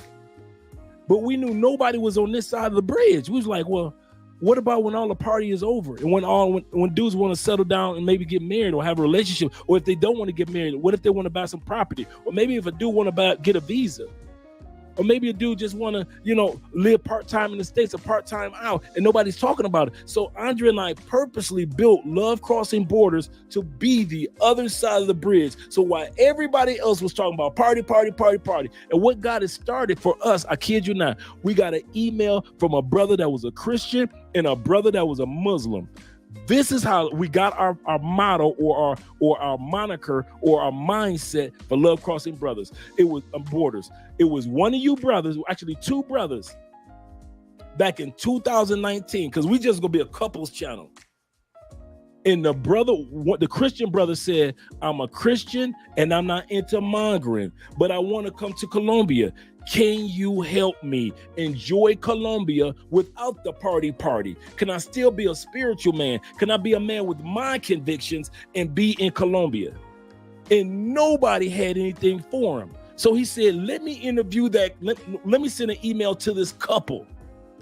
And that's why we start being the other side of the bridge. And then a Muslim brother did the same thing. He was like, brother, I'm a Muslim and I'm really serious about my religion. I want to come to South America, but I don't want to do it like I'm seeing it on YouTube. I'm seeing black men on YouTube. Could you introduce us to South America in a way that for us dudes that are religious dudes? And then we started hearing from brothers that were businessmen, like dudes that were like, I'm professional, I'm worth so many millions, and I don't have time to be caught in public on camera with doing certain behaviors. Can you help me out as a professional multi-million-dollar businessman? So these dudes laid the foundation for the other side of the bridge, the other side of the coin. So we have always been, when you are done partying, because I went through that same phase. So that's why I know when you're done partying, you can just walk across the bridge and they go Love Crossing Borders that can help you with your visa, help you with your online jobs, help you with investments in other countries. We're going to have Los and a couple other brothers next weekend talking about cryptocurrency, the latest movements in crypto. We're going to be talking about other things that are talking about the other side of the bridge for when you want to live in the United States part-time and live in Colombia part-time. That's why we talk about the festivals. If you want to come down here and enjoy the women, come on down and you can enjoy culture at the same time. We're the other side of the bridge. We're not special. We're just the other side. We just discovered something that nobody else was doing. Nobody else thought about the other side of the bridge. So we was like, fuck it, we'll do it. In all sincerity, that's exactly how Love Crossing Borders got started. Yep. In the States, man, they rob y'all in the States. Dr. Hill in the building. Peace of mind, saving money. Preach, boy. That peace of mind keep coming up, guys. You're absolutely correct. Peace of mind should have been number one on my list, too. You're right. And getting out of the Western way of thinking. Dude, I have broken so many strongholds that America had on me mentally, dude. I have broken and it's taken a long time to even break more mental strongholds that America's had. And then when I go back to the States and I look at everybody else kind of zombied out, and then when I say something, they like, you don't know what you're talking about. What, you hate America? I'm like, dude, I didn't say nothing like that. I just said that there are options in other countries. You must hate America. And I'm like, see? So when I go back to America, dude, I'm quiet. I don't say shit to Americans. Other than this platform, when I'm in the States, I don't say shit to nobody. I really don't. Because if you blind and you can't see, you can't see. You're blind. You don't want, think about it. Somebody came to you and said, in the book, Plato's Republic, great book. You can actually listen to it online on YouTube. In the book, Plato's Republic, there's a line that Plato said. He said, we're going to create this kingdom and this world and what it would be like. He said, and we're going to have all the people in the dark. All the people that are workers will be in the dark. The rich will be wherever they want to be. The guardians will be military and police. And if anybody, my favorite line in the book, Plato's Republic, and I'm paraphrasing, if anybody ever leaves the darkness, the lights of knowledge would blind them so much they'd scurry back into the darkness. If I remember nothing about that book, when he said that people will be in darkness so much when it comes to knowledge that if you do give them the light of knowledge, it would blind them so much they scurry back into the darkness. That's why you don't hear me say nothing. If I'm in the States, I don't say shit. I'm just regular Andre. My boys be like, man, you okay? You cool? I'll be quiet as hell. Because if I say something like I talk now, I already know the light of knowledge will blind them and they'll scurry back into the dark. You don't love America. White boys are like that, brothers like that, sisters like that. Soon as somebody says something about opportunities outside the United States, the first thing people say is, you must hate America. That ain't got shit to do with opportunities outside the United States. But they will sit up there and let rich white dudes get tax breaks that we can get ourselves as well.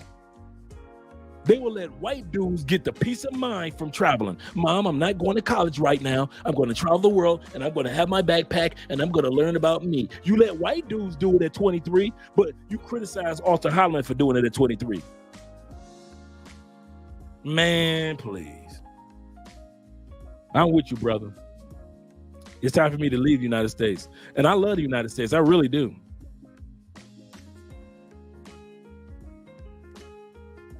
Shout out again to Chopper Pot TV. Joey's in the building. Joey says, salute, Brother Dre. Coming through the show support. See you next week, Joey. I got your video, too. That was a good video. That was a good video. They got some stuff coming down the turnpike for dudes, man, in the United States, for real. Keep teaching and preaching. Shout out to you, brother. Shout out to my man Wayne in the building. We'll take Kendrick Lamar and J. Cole. That's right. We'll take it. Our generation will take Kendrick and J. Cole. Y'all, shit. We'll get y'all Jay-Z for J. Cole. Y'all can have Jay-Z. Y'all can have Jay-Z. We'll take Kendrick. If I had a choice between taking Kendrick on the top 10 list of my favorites and Jay-Z, I'll take Kendrick all day long. Jay-Z is good. Yes, he is. Jay-Z's a business mogul. Yes. But as far as like being my top, oh, hell no. He can't beat Rakim. Rakim will smash Jay-Z, and both of them are battle rappers. Man, please, he can't even beat L. Dudes forgot about LL in this heyday, man. LL was slanging them. Let me scroll down. EKNL in the building. He say, you think just think you just come up here after enjoying the festival and talking about stuff that we need to do when traveling. Huh, Andre? Okay, let me see that again. You think you just come up in here after enjoying the festival and talking about stuff we need to do when traveling, huh? I didn't get it, brother. Let me see if you gave me something else.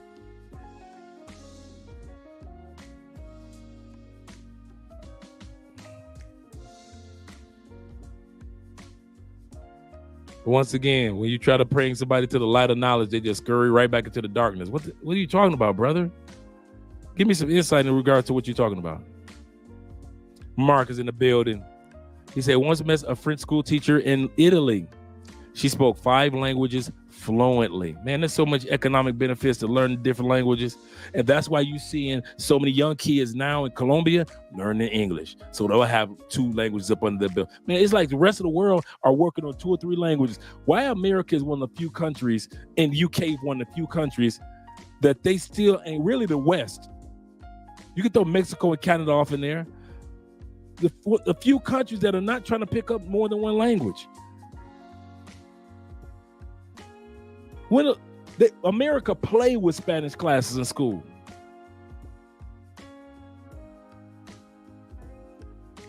Man. Shout out to my man Official in the building.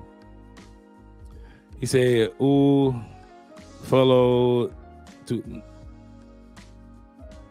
Man, he got me on that one. So that sound, I don't know what language that is. It doesn't sound Espanol. It must be Portuguese. But I appreciate the fact that he's speaking it.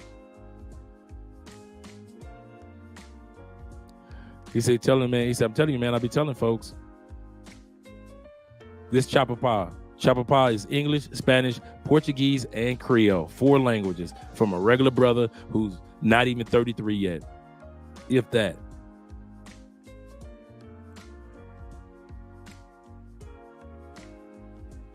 He said, I wrote a book about 10 years ago, still on Amazon. Ninjas straight ignored it. Shout out to Raymond in the building. He said, it's a setup. It could be, brother. It could be. What's the name of the channel? Which channel are you talking about, Raymond? So I can let you know. He said, dudes out here are breaking their backs for 1,000 square feet of, I know, 1,000 square feet of a $300,000 homes. Dude, man, in the States, it's expensive.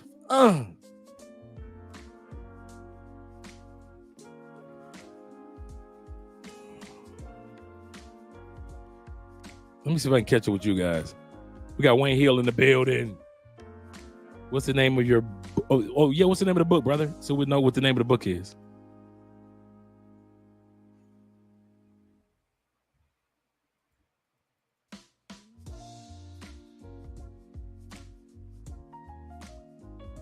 He said 10 reasons why African Americans need to learn a second language.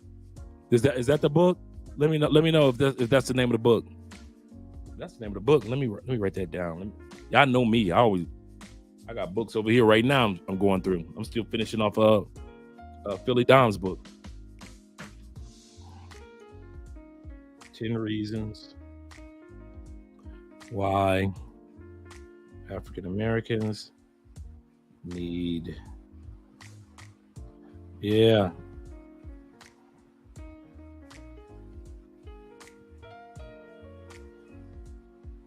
If that's it, then let me know, because I'll purchase that on Amazon tonight.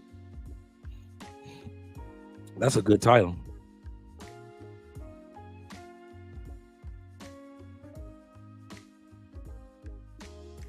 Okay, cool.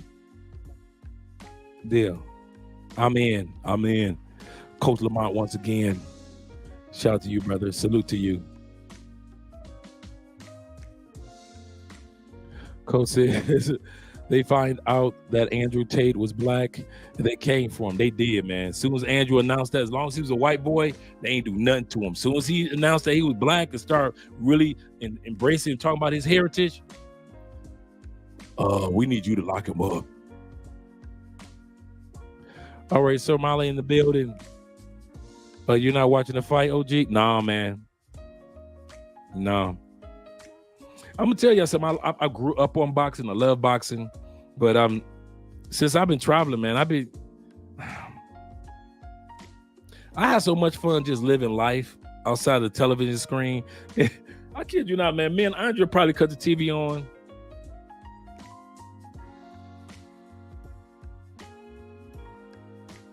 Maybe once a month, maybe like date night. We'll have a movie night, but no. Now football season, I watch my football games, and Andre's a basketball fan. Preach Dre, a lot of black folks don't want to be honest about having internationalized anti-black views of themselves. Once again, I love how you said that. Internalized anti-black views of themselves and other black folks. He's right. We create these dynamics. See, the one thing about being I'm gonna come back to your statement, Wayne. Great statement. One thing about being a passport bro that I learned this. I can't blame the white man. I'm outside the United States. Who can I blame if there's a bad image of Andre on the internet? Andre. I can't say, well, the white man promoted me as a black man. No. That's all in the States now. If you are seen on YouTube, if you're a YouTuber and your channel is known for black man fuckery, you created that. You can't blame it on the white man propaganda no more. You a passport bro now. If you're a brother that don't have a YouTube channel, you're just a regular brother out there. But if you known for buffoonery and you known as like that one brother who who forgot, ran out of money in DR and went on YouTube begging for money, he created that image. He can't blame it on a white man. He can't blame it on a black man. He can't say, well, my father wasn't there. All that shit that's easy to use in the States. Well, my father wasn't there and my girlfriend divorced me and my dog died and you picked a fine time to leave me, Lucille. 4 hungry children and crops in the fields. You can't blame it on Lucille. She picked a fine time to leave you. Now you live outside the States. Everything that has to do with your character development as a black man, whether it be positive or negative, is on you. Is on you. All the stuff that we've seen positive about black men on YouTube, on them. All the negative stuff is still on us. We can't blame the white man on this one now. You can't say it was the government. You can't say none of that. He's right. We're doing it to ourselves in many areas. You say that's why folks say not all skin folks is kin folks. That's why it's so easy. That's why it's so easy for women from the States to get on TikTok and just demoralize us. Because we do it to ourselves outside the country. We give them material to use. Passport bro did this. Brother with the passport did that. We give them material. I hate to say it like that, guys, but he's right. Dude, I'm strategic. Dude, I'm so sensitive to how I'm seen around the world. If I'm not with a female that I can't introduce you guys to, then I ain't with her. I'm gonna say that again. You know how when you're in the States, you say, a faithful man, if he with a woman that he can't introduce to his wife, then there's something wrong. I go beyond that. I say, not only I don't be around people I can't introduce Andrea to, I don't be around people I can't introduce y'all to. Because a lot of y'all stop me in Cartagena, stop me when I'm in other cities, stop me in Cali. Andre, let cross the borders. Yeah. And I can't be in some chick face. Oh, yeah, bro. What's up, brother? What's up? Oh, this is and y'all looking like that ain't Andrea. You will not see that image portrayed through me. You might can find some other YouTubers that gonna give you some messed up images of themselves on camera or when you meet them, but it won't be me. I'm sensitive to that. I'm aware of that as a black man. My image is not just to the image that I have to myself or the image that I have to my wife, but I owe you guys, my brothers, no matter what color you are. I owe you a positive image. Whenever you walk up on me, you ain't got to worry that it's some bitch on Andre's arm, that if he's next to her, I can't just walk up on Andre and say, hey, Dre, and Andre not make a face like, oh, well, what's up, brother? What's up? Oh, this Maria. Nah, bruh. No, my image in you guys' eyes is very important to me. And for some dudes, you don't give a fuck. But that's not me. I do care.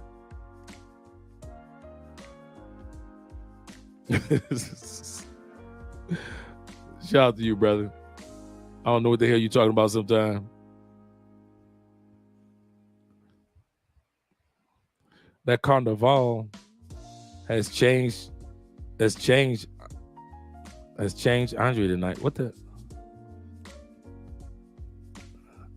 Clarity, brother. Clarity. Shout out to you, Joe. Shout out to Joey in the building. Keep dropping the heat.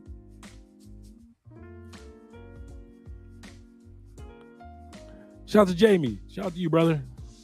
He said, I got started calling them out. Yeah, got to start calling them out. Coach, I'm dipping in the conversation. Whenever I see that @ sign, that means that you guys are talking to somebody else, and I am dipping in the conversation. Straight paper in the building. He says, Andre, a lot of these clowns really never had a beautiful woman. That's why they can't. See, you know, you can tell I'll be out of the States for a while. STFU. What's STFU? Let me know, guys. At least I'm admitting I don't know. Don't laugh at your boy. Even though I agree with what you're saying, brother. Thanks for that statement. Let me know what the STFU is. Even though that's why they can't stand. Did they get the right word? The first word right? Stand. Don't be laughing at your boy. Economic growth in Africa. Oh yeah. Oh yeah. They about to do some amazing things in Africa. Austin is in Africa at the right time. He's making connections with some. I'm gonna tell y'all something. I told Austin this about a year ago. Y'all think y'all see the Austin progressing? Man, wait till Austin hit 30. The connections that brother is making is going to change the trajectory of his last name. That last name is going to resonate throughout history back in Africa. And I'm not talking about as far as him being a politician or anything. I'm saying that he'll have a family, and then with the last name of Holloman, and that last name will go to the next generation, and that last name will go to the next generation. If he'd have stayed in Houston, that would have never happened in Africa. The Holloman name would have just been in another brother, another last name in Houston. Man, that dude is, I'm proud of him. I'm proud of him. I'm proud to see his evolution. I really am. And I tell him that all the time.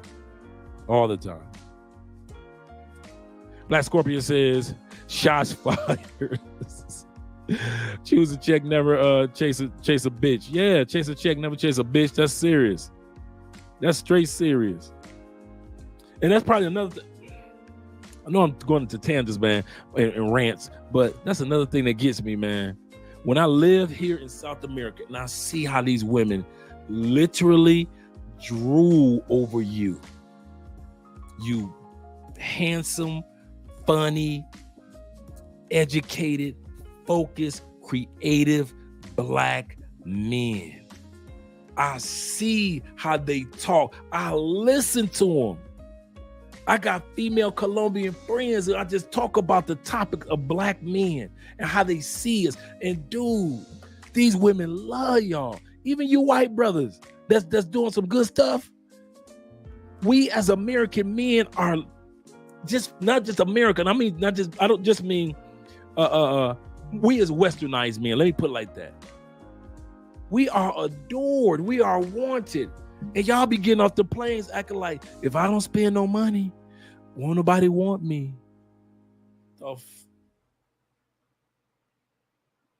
Nothing wrong with spending the money, but it's a lot of good women that you can spend that money with. That's all I'm saying. I'm telling y'all, dude, y'all want it. If you never felt wanted in your life by hot chicks, come to South America because they are here waiting for you. You some good dudes, man. And I ain't got nothing but love for you. Godliness is in the building representing. He said, I'm not a passport, bro. I'm a digital nomad. Shout out to us digital nomads. That's me too, brother. He said the energy is different. Yes, it is, because us digital nomads, we about that money. We about those opportunities. We about those investments. We about, yes. I kid you not.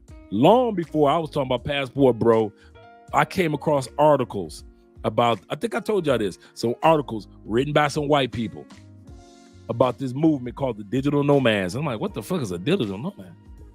And I started studying it. I'm like, man, and they were showing white folks in Bali. I'm like, I want to be in Bali.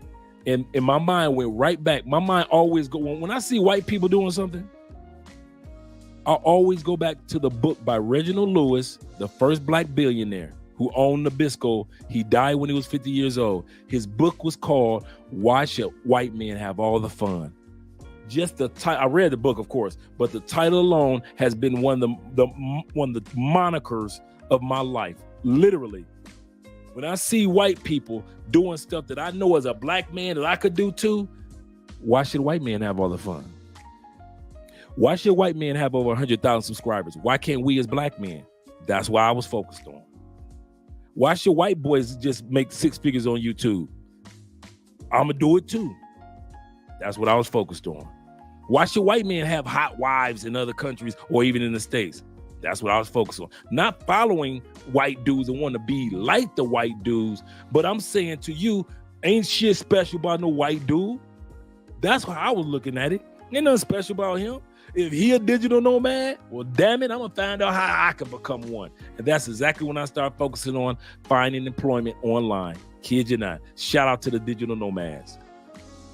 Shout out to the digital nomads. I stopped doing like a lot of people in the States do, looking at white people like they so fucking special all the time. And I was like, why should they have all the fun? Just like Reginald Lewis did. He made $1 billion by doing that. Not trying to be like the white man, but letting people know ain't nothing special about no white dude. Watch this. I'm about to make $1 billion. And he did it before he died. Before the age of 50. Shout out to you, brothers. He said, don't forget the book of consultation with Dre. It's legit too. Yeah, man, I try to be extremely thorough with the consultations, guys. Dudes always be, after the consultation, they be like, man, you said stuff that I never thought about asking, questions I never thought about getting the answers to. And I still try to go the extra mile after that. I'm gonna get this to you, get that to you, make sure you got this, how you join into this group. I'm put you into this group over here so you be with some more brothers. Yeah. Raymond is in the building. He says, I just won't be a world-class. He said, I just want to be a world-class traveler. Ain't nothing wrong with that either, man. I love travel. I love it. And I'm gonna tell you something. I love when I hear you guys traveling. When you guys going to places, man, I ain't no hater. I be happy than a month. I'm like, oh man, he posts some videos of so and so and so, and I be looking at the mountain scenes. Then y'all be showing y'all Airbnbs. Here's a walkthrough of my Airbnb, dog. And it'd be nice Airbnbs with nice views. Or when y'all take y'all lady friends out to dinner, man, I love that. I love seeing dudes out there just enjoying themselves. Or when you got more than one lady friend and you taking them both out to dinner, or you going out dancing with your friends. Man, dude, I love watching all that, man. I ain't no hater at all. As much as I travel, Tev's in the building. He said, Uncle Andre, what's all the smoke? Just tired of dudes. Bitches at the golf course. Yes, this is true. This is true, my friend. Just kind of tired of just this beating a dead horse of guys come to Colombia's women. Guys come to Colombia's women. There's more in these countries, man, that could change our lives than just fucking. And I'm gonna tell y'all something for real. Fucking ain't, unless I was a gigolo or something, fucking ain't never made me no money. As much as I love sex just like every other man, it ain't never made me no money. Maybe I got gifts. Maybe a couple of chicks flew me out here and there, but other than that, it ain't never did nothing to make my heart and life better and made me feel like I was about to be on the top of the. It just was fucking. It was sex. It was okay. It was cool. But when I was focusing on my inner man and becoming a better person, oh man, it just took my life to a whole nother level. But I ain't never seen nobody's life go to another level and said, well, what made your life better? Fucking. Yes, I became a better man. And once I started to fuck, I made more money than ever. Nobody talks like that. Nobody during the interview sitting down with Barbara Walters have ever said, if it wasn't for fucking, they don't know where their life would be. Nobody's ever said that. Nobody's ever said, you know what? I had 3 diseases and then I started fucking and Jesus cured me. Nobody talks like that. Nobody got on an award show and said, thank you for this Oscar. I just want to say for all you out there that's fucking, you just keep fucking. You gonna get one of these. You just continue to keep fucking. Don't nobody talk like that. Nobody has ever improved it. Nobody sat back and say, dog, last night, man, I went to the gym. I was lifting 135, 175 at the most. Nigga, I went to fuck last night. Nigga, I'm lifting 315. Nobody talks like that. Nobody said they got a degree because they fuck so good. Like, dude, I got my 4-year degree because I was fucking. Nobody. But we as passport brothers, we sell it like it's a elixir, like it's snake oil. We sell it as if it's the end. It'll change your life. If you just come to another country and start fucking other women, it'll change your life. It won't change your life, bro. You'll go back to the States. You still got the same bills to pay. That's why I like what the brother said. Hey, fuck them bitches. I would rather be a digital nomad. Digital nomads, we focusing on that money for real. That money, online money. Big tricks. You ain't lying, brothers. EK says, this is the type of Andre y'all need to see. You funny, brother. Shout out to you. He say, we are elite gentlemen. Yeah, of travel, man. Not just passport brothers. Absolutely correct. I mean, it's just so rare for us men. I think that's another thing that frustrates me about us with passports, man. We are so rare. There's only 3,200 men in the NFL every year. 3,200. That's it. Out of the thousands of college kids, out of the thousands of kids that played high school football, Pop Warner football, every year only 3,200 people in the United States get to say, I'm an NFL player. That's rare. It's just as rare to be a man taking advantage of your passport. It's one thing to have it. Cool. It's another thing to have tattoos in it. Man, we are so rare. We play ourselves like everybody like us. Everybody, the hell they are. Everybody is not like us. Everybody is not us. He's absolutely correct. We are an elite team. We are not the same as everybody else. Do not think that ever. If you got stamps on your passport, ask anybody in the barbershops that you go to. How many of y'all got passport stamps? You might find one or two in a whole barbershop. Go to your family reunion. How many of y'all got passport stamps? You might find one or two ex-military dudes that got stamps on their passport other than some damn island or cruise. Go ahead, go to your local church, synagogue, or temple. Ask about a passport and see how it's going to be quiet in there. We are rare. You just do not know how rare you are. Can't nobody relate to you. You so rare, can't nobody relate to you. You might as well be from the planet Krypton. You really should. You might as well have a bat cave.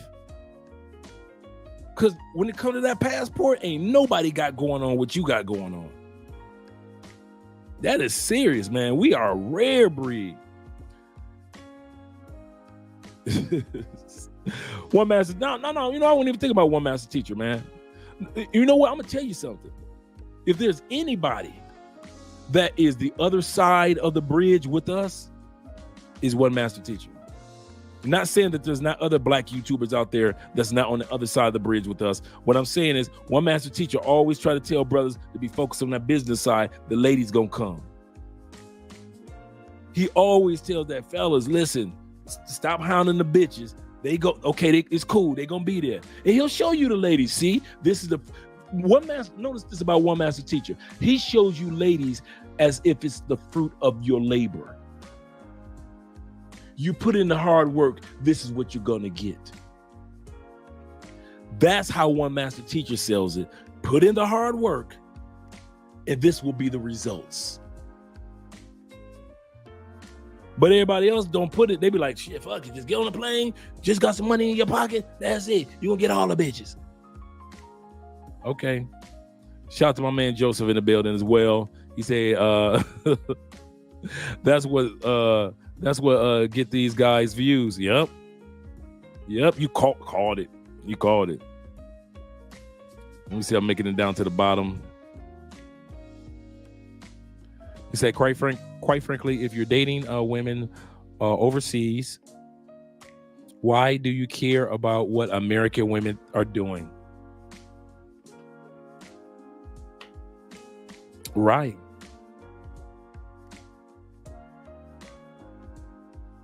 I don't go on panels with women from America arguing them down, trying to convince them why brothers with passports do what we do. I don't give a fuck. I don't care what they think. Like y'all always in my quote, I care about what American women think of us as much as I care about what women in Greece think of us. Why? I don't live in Greece. And I don't live in America. And even if I lived in America, I wouldn't care what American women think of me because I got a passport. And if you think that the average American woman who does not have a passport, can I tell y'all something? Prior to me getting a passport, I had never seen a real passport tangibly in my life. Oh, don't act like I'm the only one. It was maybe a couple military cousins I got, but I have never tangibly in my hand touched a blue book until I got my own. That's how rare passports are in the black community. Until I was talking about passports, nobody in my family talked about travel and passports like I do. And I got family members that travel and have passports. But they don't talk about it like me. They talk about it like, that annual vacation passport. We're going on a cruise passport. We're all taking the family to Cancun passport. But like I talk about it, nobody. And some of you guys can attest, until you owned a passport, you probably had never seen a passport, an actual, literal, outside of like a Tom Cruise movie where they got 10 passports from 10 different countries and then the fake passports and all the passport maker. I had never, outside of the movies, outside of advertisement, we can pretend like y'all, we can pretend like all y'all family members got passports and y'all been seeing passports y'all whole life. Your mama had one, your daddy had one, and all of our relatives had one. Well, most of us weren't like that. And as for me, the first time I ever saw a real passport, like opened it up and saw what it looked like and what it was all about, is when I got my first passport. If I hadn't, I would have lived and died as a U.S. citizen and had never seen a passport a day in my life, other than television or a movie or a magazine. That's how rare we are, guys. That's how rare we are.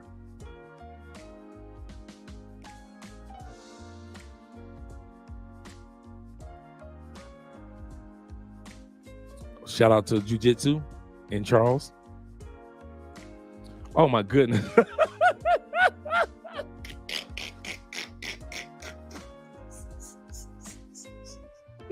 Oh my God. Hey guys, this is my closest friend in the States.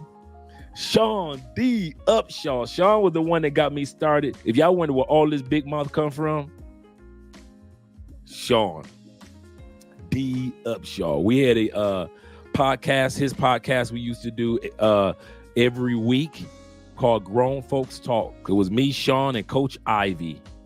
And we would talk about grown issues that would be taking place in the communities.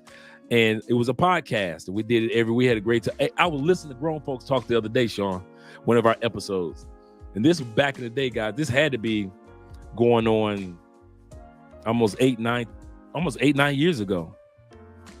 And that was the catalyst that got me comfortable being behind the microphone and speaking on topics and issues. So if you guys wonder why Andre's so comfortable, blame it on Sean.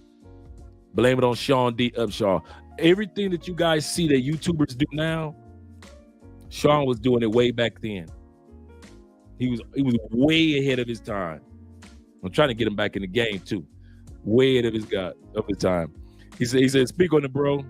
Swear I was just thinking this the other day. Love that hat, by the way. You know us Detroit boys, Sean. You know how we do, the 313 boys. Yeah, Sean Upshaw, man. You surprised me, man. Love you, brother. I'm glad. And good story. I met Sean through my homegirl, Kendra, who just so happened to be his wife now. She was like, I met this guy from Detroit. You know, we're all in Tampa. Met this guy from Detroit. You will love him. He a cool dude. Blah, blah, blah. Shoot, me and Sean hit it off like the Wonder Twins on Super Friends. Activate. Like Voltron, we hit it off. And then Kendrick, the funny part is, like Kendrick got pushed to the side. Now Kendrick be like, oh, so you ain't my homegirl or my homeboy no more, Dre? Yeah, you don't call me like you call Sean. So it's like I gotta purposely call Kendrick, but I talk to Sean all the time. Hey, tell Kay I said hi. Love you, Kendrick, if she listening.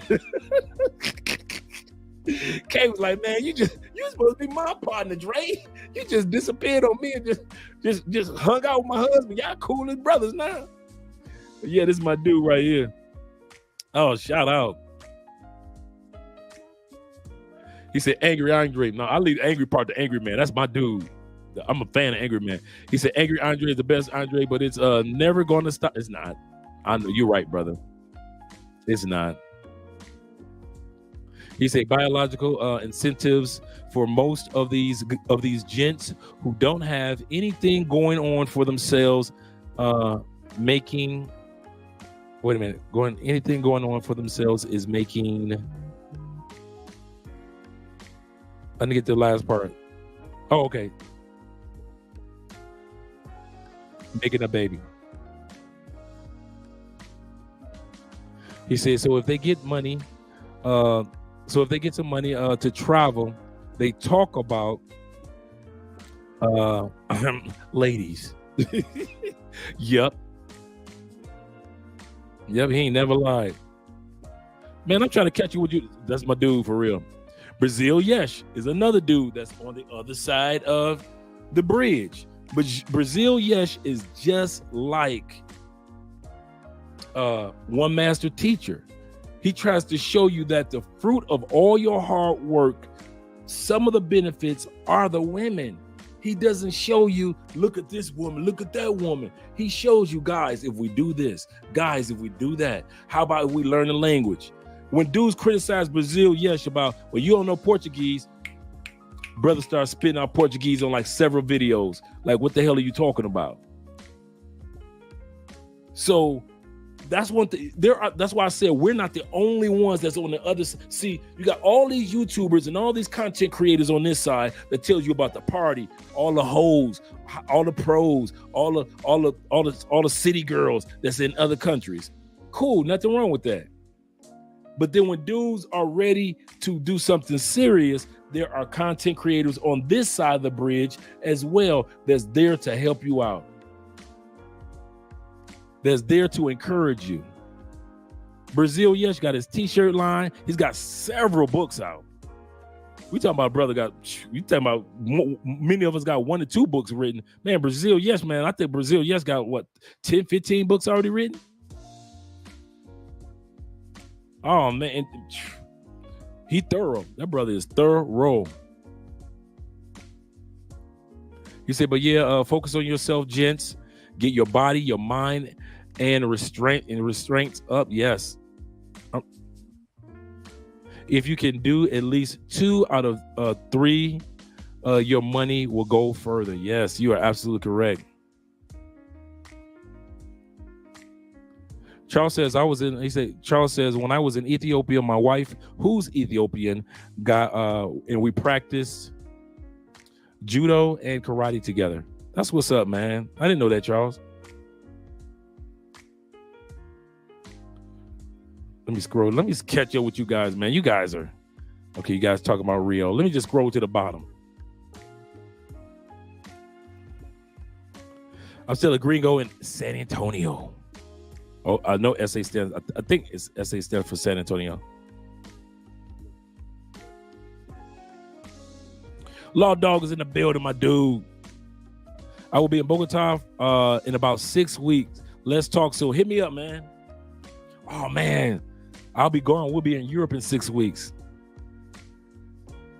Yeah, we're going to be in Europe. Let me know what date you have. We'll be in Europe from September all the way through mid-October.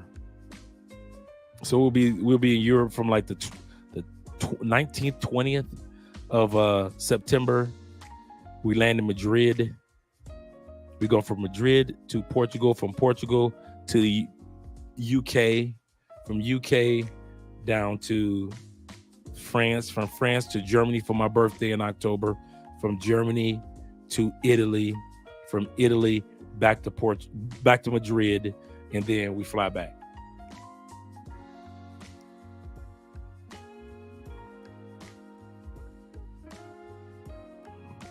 Oh, it means that she's the F up. Okay. Oh, she's the F up. Okay, cool. Joy says, right. We are responsible for what we do and don't do. Absolutely correct. We can't blame those negative or bad we can't blame those negative or bad outcomes on white folks. Absolutely correct, especially when you're outside the country. If you known for fuckery and stupidity outside the country, you can't say that's the white man that did it. That's some stateside shit that you can say. You get away with that in the States all day long. Even if the white dude ain't did it, you can still, the white man that held me down 400 years ago. You can do all that shit in the state. You can't holler about no 400 years. If you got your passport, you outside the state. You can't talk about no slavery, 400. You can't talk none of that. You can't talk about the system. You can't talk about taxation. None of that ain't got nothing to do when you are outside the United States and you on some fuckery. That is on you. You can't say it was my mama taught it to me, my cousin got me out here on fuckery. I got my weed habit from my uncle. That ain't got nothing to do with you outside the States. It's all on you, bruh. It is all on you. And it's all on women. That's why women fucking up while they outside the United States.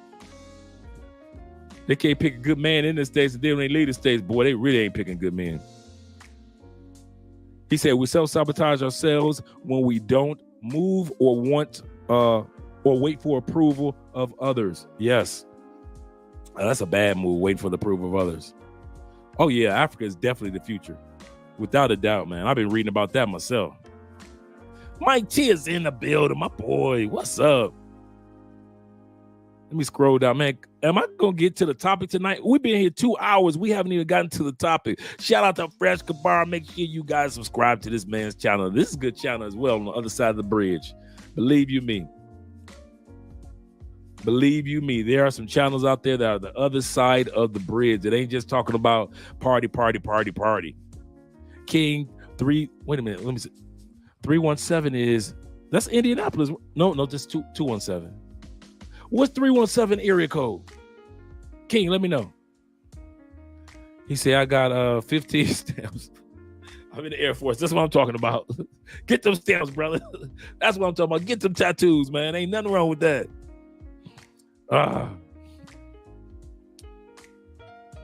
Shout out to Kenny again. Jamon, am I finally making it down to the bottom?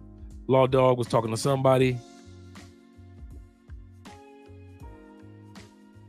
He said this is one of the best lives and one of the longest since Andre is reading everyone. Yeah, I know, right? I'm trying to. Okay, I'm gonna scroll to the bottom. Shout out to you guys. Last one. Okay, let me. He said you're really going. You're not going to go to South Spain. Oh, south of Spain. That's not right. Actually, we're trying to schedule and put in a flight to Ethiopia in our trip because we're right there. You know, you on the other side of the Mediterranean. So we're like, why not go to Africa while we're right there? But the flight is like 5 hours. from I think from Madrid or from Italy to either Egypt or Ethiopia. Like 5 hours. And the reason why we're not so pressed to get to Africa on this trip, because many of you know that we plan on relocating to Europe, like officially relocating. Like, this is our plan. Love crossing borders. We are buying property here next year. Year after that, we're focused on having kids. But at the same time, we're relocating to, that's why we're going to this trip. Ethiopia is far from Spain. Yeah. That's why we said also Egypt too. But so, and then we didn't want to just do Morocco. You know, we didn't just do that either. And so the reason why we said once we relocate to Europe, to Southern Europe, now we can hit Africa like we really want to. So that's what we're looking at. So here's the plan. Go down there and kind of like look around what country we want to live in. That's why we're going to be there so long. Then come back. Next year is our trip to the States. So this will be Andrea and I first trip to the States, because her visa will finally be approved, because it takes 2 years for somebody to get their visa to go into the States for the interview. That's what I mean. The interview, not for the He said Alpha Male Strategies acknowledged he was wrong with the passport bros and some things. A lot of them in a lot of spaces won't acknowledge anything they're wrong about. Absolutely correct. You're so correct about that one. Let's get ready. Speaking of Alpha Male Strategies, let's get ready to watch this video, guys. Let me turn this music down a little bit. I might even change the music in a second. Let me turn the music down. We're about to watch this video with Alpha Male Strategies. Let me go here. The first video is when he first started talking about the Passport Bro movement, when he was on Fresh and Fit. We're going to look at that one real quick. It's a short, and then we're going to go to the one when he changed his mind, you know, just recently.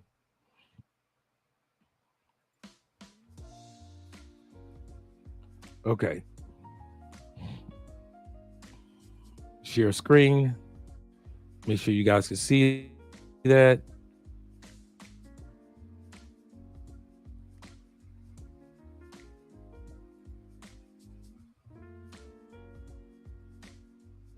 Okay.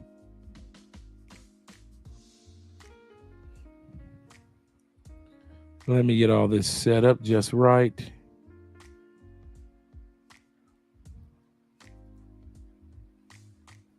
Okay. Here we go. This is when he was on Fresh and Fit. I've never seen bad bitches. Every bad bitch I know was about money. I've never seen a 9 or 10. Never. I've never seen a 9 or 10 that wasn't about money. Never in my whole life. But you still could get anything no matter what you look like. And I firmly believe that, because y'all know I was 350 pounds and I still was banging hot chicks. I remember working in the gym in Alabama. Not working at the gym, just going to the gym. And I was over 300 pounds. The front desk worker, all these guys in the gym want her. I'm over 300 pounds. I'm living with my sister.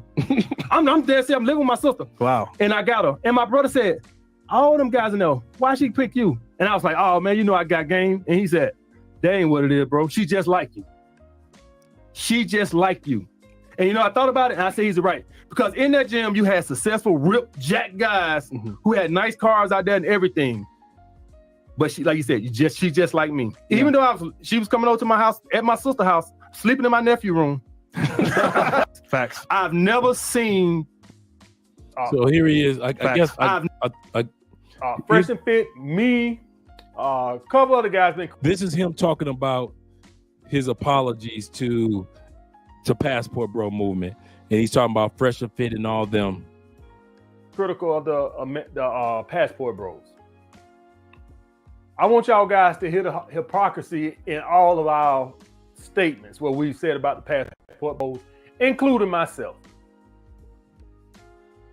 Fresh and Fit podcast, shout out to my brothers Fresh and Fit, is basically bringing some crazy women on their platform and exposing how crazy and delusional they are. That's their platform. You bring some women on there, you ask them some questions to find out what's their standards, how much money their man has to make, all this, but how tall he has to be, how big his dick has to be, how long, how good his stamina has to be, what's his 40-yard dash, all this goddamn shit, right? Then Fresh and Fit, me. Okay, so basically in this full video, he was admitting about a passport bro movement. It makes sense, but this is the full video that I want you guys to actually see, and this is the one in which myself and the other guys that and Aaron from Black Men's Travel, we were on this platform together on Austin Holloman's, and we all had a discussion about the passport bro movement, and Alpha Male Strategies was there. We're saying that the United States makes up of 330 million people, and the rest of the world is about 6-point-something billion more.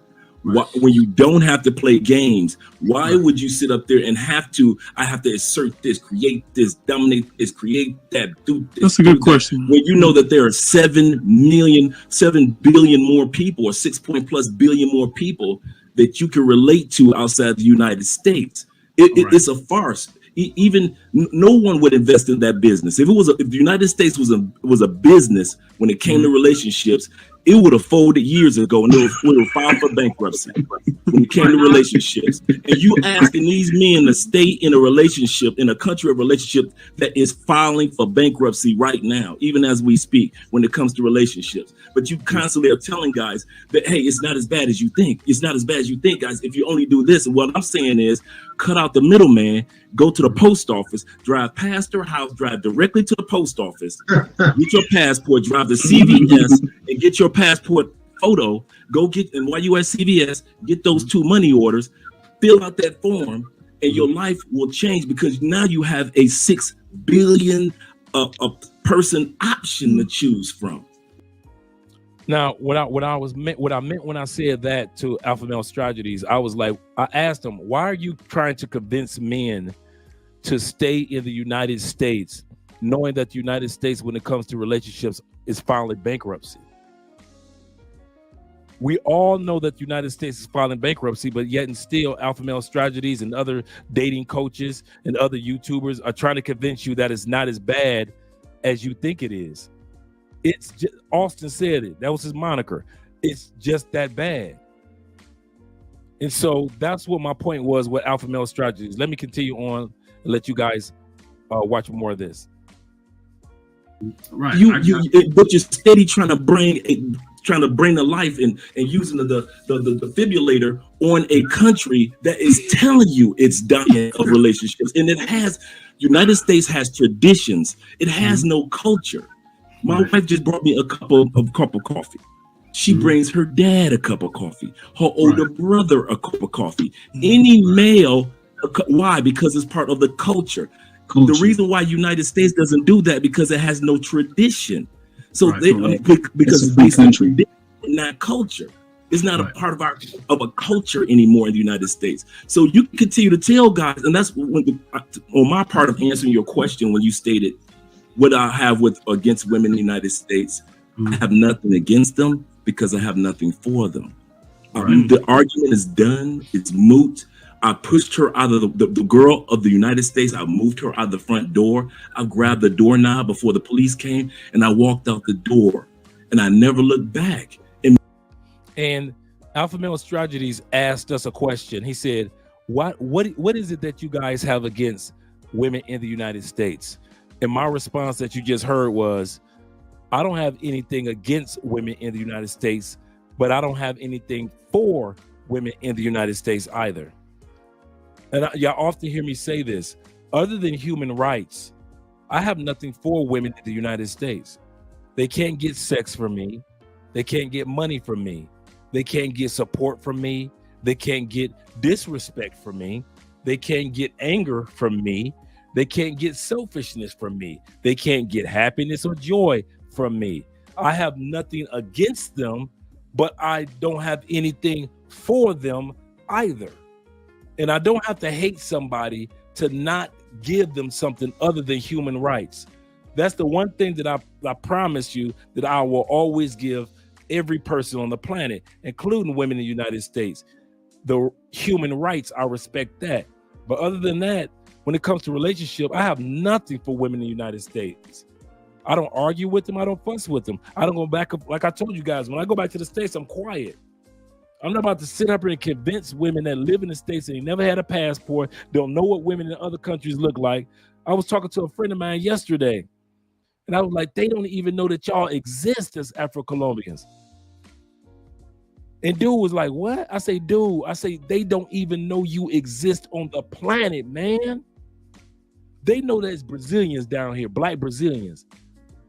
I say, but they don't know about no Afro-Colombians, Afro-Ecuadorians, Afro Venezuelans. They don't know nothing about that in the States. So that's what I was telling to Alpha Male Strategies, that I have nothing against women in the States. So I never try to convince them of anything since they don't know anything. And I mean by as far as understanding other cultures. Let me go back to the video. Many men are like us. We're not looking back. So the whimsical argument of why many of us are getting to the point where we have nothing against them because we have nothing for them. Now, MS, I want to hear your response, man. I'm really interested in this one right here. Well, first of all, when America is where you can create the most riches. Right now, there's nowhere in the world I can make the money I'm making outside of online. Online, I make it all the time, and I have. Okay, we're gonna stop real quick so you guys can understand what he just said. And I'll go back to it. He said that realize one of the reasons why people are in America, basically. He said nowhere in the world where you can make the money that you're making other than America. I'll say this, and I'll repeat, I'll say it online. This world is set up globally now. You don't have to be tangibly in the United States to make US dollars. I'm living proof of that, and plenty of other brothers I know in this neighborhoods and these communities in which I live in that are from the States, and your white brothers who proved it long before many of us that you can make money as a digital nomad online and live and make American dollars and don't have to live in America. But if you're like Alpha Male Strategies and you don't travel with a passport, you wouldn't know that. You wouldn't know that. So he automatically went to the old adage, the American dream. People come here because America is the only place. Dude, realize if those people who try to cross the water in Texas, who sit out in the heat in the desert in Mexico, who's waiting for Biden to change some laws to where they'll have one chance in the United States to make it. If many of those people knew that they could make that same type of American dollar online, many of those people would be like, forget traveling through the jungle to get to America if I could stay in my home country and make American dollars. And if you don't think it's possible, ask my wife. She ain't American. And Andre make all American dollars. So how is it that a woman that's in another country able to make US dollars? Because she knows, Andre is educated, so she knows how to make money online. So when Alpha Male says that, I'm like, dude, you're wrong. You don't have to tangibly be in the United States to make US dollars. Not for everybody. I've been in the United States for 5 years and I make six figures. But I haven't stopped making six figures since I left the United States, and I was making money in the States. I was a cubicle dude making money, and I decided not to do it in a cubicle anymore. I decided to do it for myself. But in the and just keep in mind the American dollar goes further over here, so you don't have to make as much money in the States. And as Dre would tell you, a lot of this is tax deductible, tax free. Taxes, right. If you're out of the United States for 333 days out of the year, this year, and it changes up next year, this year you get $108,000 in tax deductions, automatic, right off the gate. It's called it's a tax excursion. Next year, just like they raised the cost of living adjustment for elderlies and for the veterans, they raise it for us as well. And next year it'll be at 118,000. So if you don't hit that 118,000 threshold, according to your passport on the last page, you must file a tax form, but you don't have to pay taxes. Why? Because you haven't hit the 118,000 threshold. Therefore, when you file your tax forms, you haven't hit that threshold. You're basically living out the country, such as I do, and like many other dudes, and they probably did this for corporations or corporate, the big cronies, not for us, but we just happen to take advantage of it. Therefore, we're able to take advantage of this, but we do have to file a tax form, yes, but we don't pay taxes as long as we're under the 118,000 threshold. Therefore, if you're sitting there making $250,000 a year, I'm going to pause that right here real quick. I know, because I said quite a bit in that monologue. I made a statement. You passport, right? Your last part, no more pages. The last part of your passport, right here on this part. Line 4 says this: D, U.S. taxes. All U.S. citizens working and residing abroad are required to file and report their worldwide income. Consult the IRS publication 54, Tax Guide for U.S. citizens and resident aliens abroad.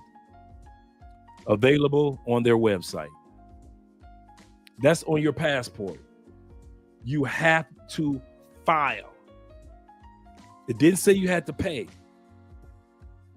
So, Andre, wait a minute. If I don't have to pay, then what? In other words, an expat pays after the deductions that we get. I'll show you what I mean by that. Like I pay towards FICA, Social Security. I don't live in a state, so I don't owe state taxes. I get federal exemptions, a certain percentage. I'll try to look that up in a second as well. But I want you guys to see this, what I'm talking about, so you'll know in the future. And I'll come back to the video.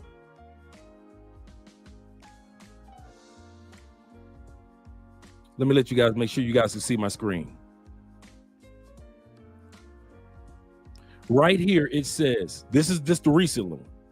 It says the foreign earned income tax exclusion. This is the benefit that you guys always hear me talk about, or the tax break you guys hear me talk about. It says it is a deduction that allows you to exclude the first $112,000 of your 2022 taxes of earned income.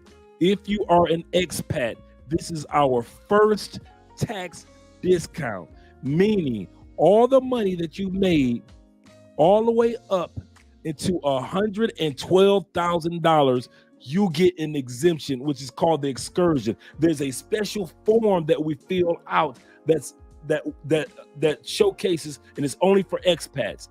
Nobody gets this benefit but us that live out of the United States for up to 133 days a year. 130 days a year. 330 days a year.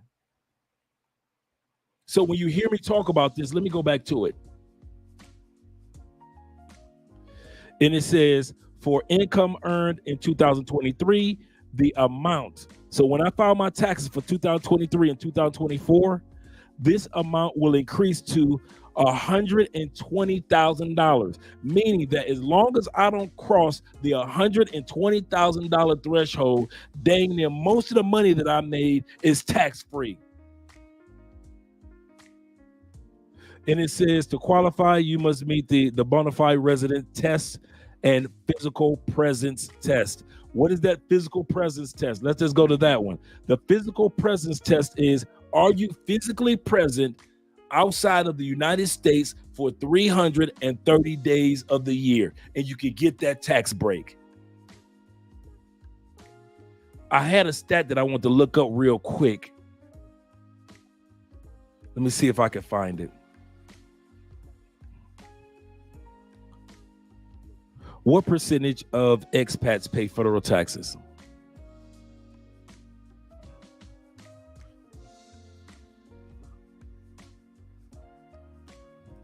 Let me see if I can get to that part. 25 things you need to know about being expats. And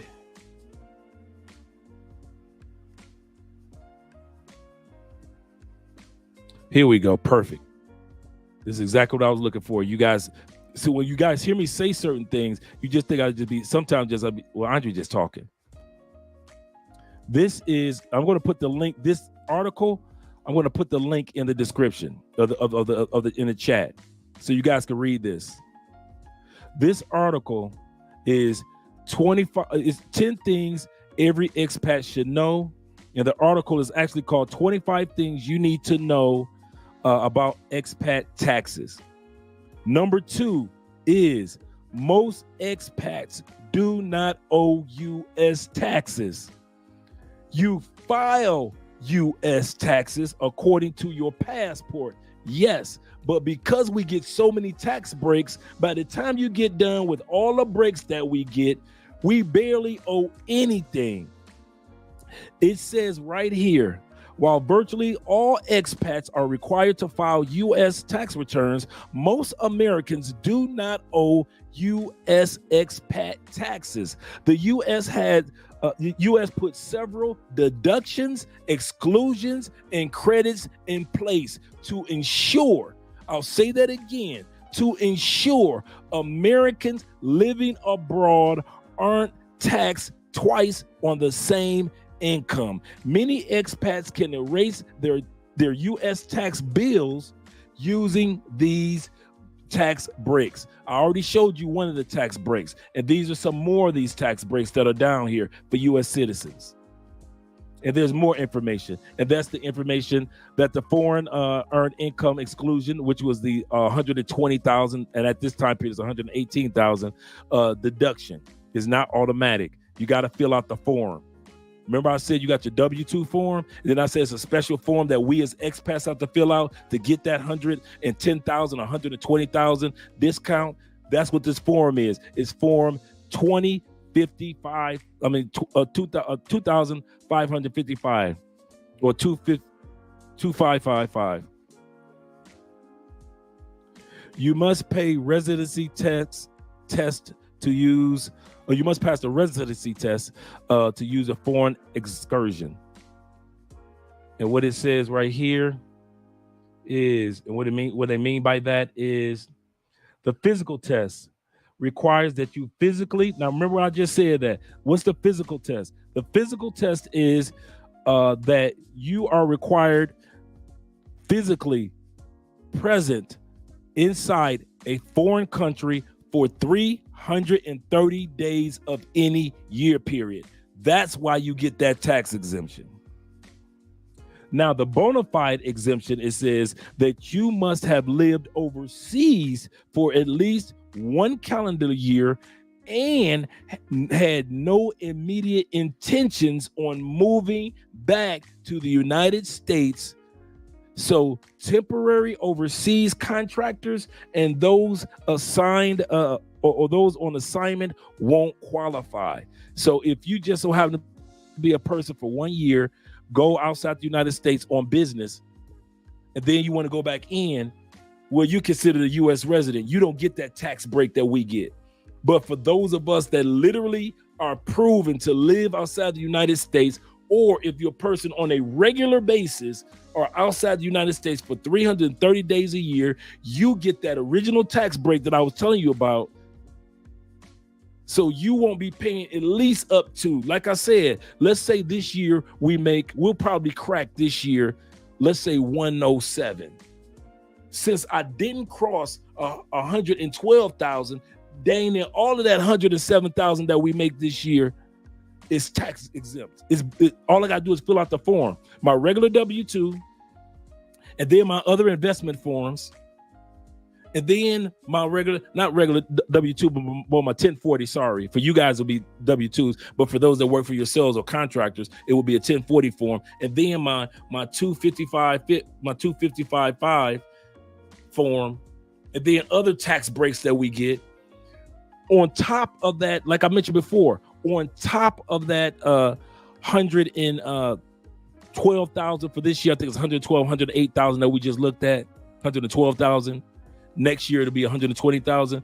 You get an 18% deductible on top of that 112,000. So just take 112,000 and add 18% of that on top of that.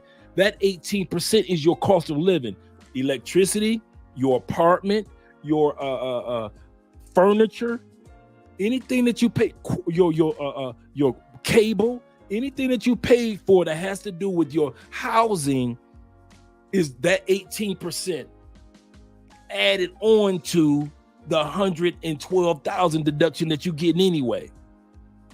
That's just two forms. I told you that's why they said most Americans, to keep us from being taxed the way that you do while we're outside the United States, they're like, wait a minute, if you're an expat, I'm not using American hospitals, am I?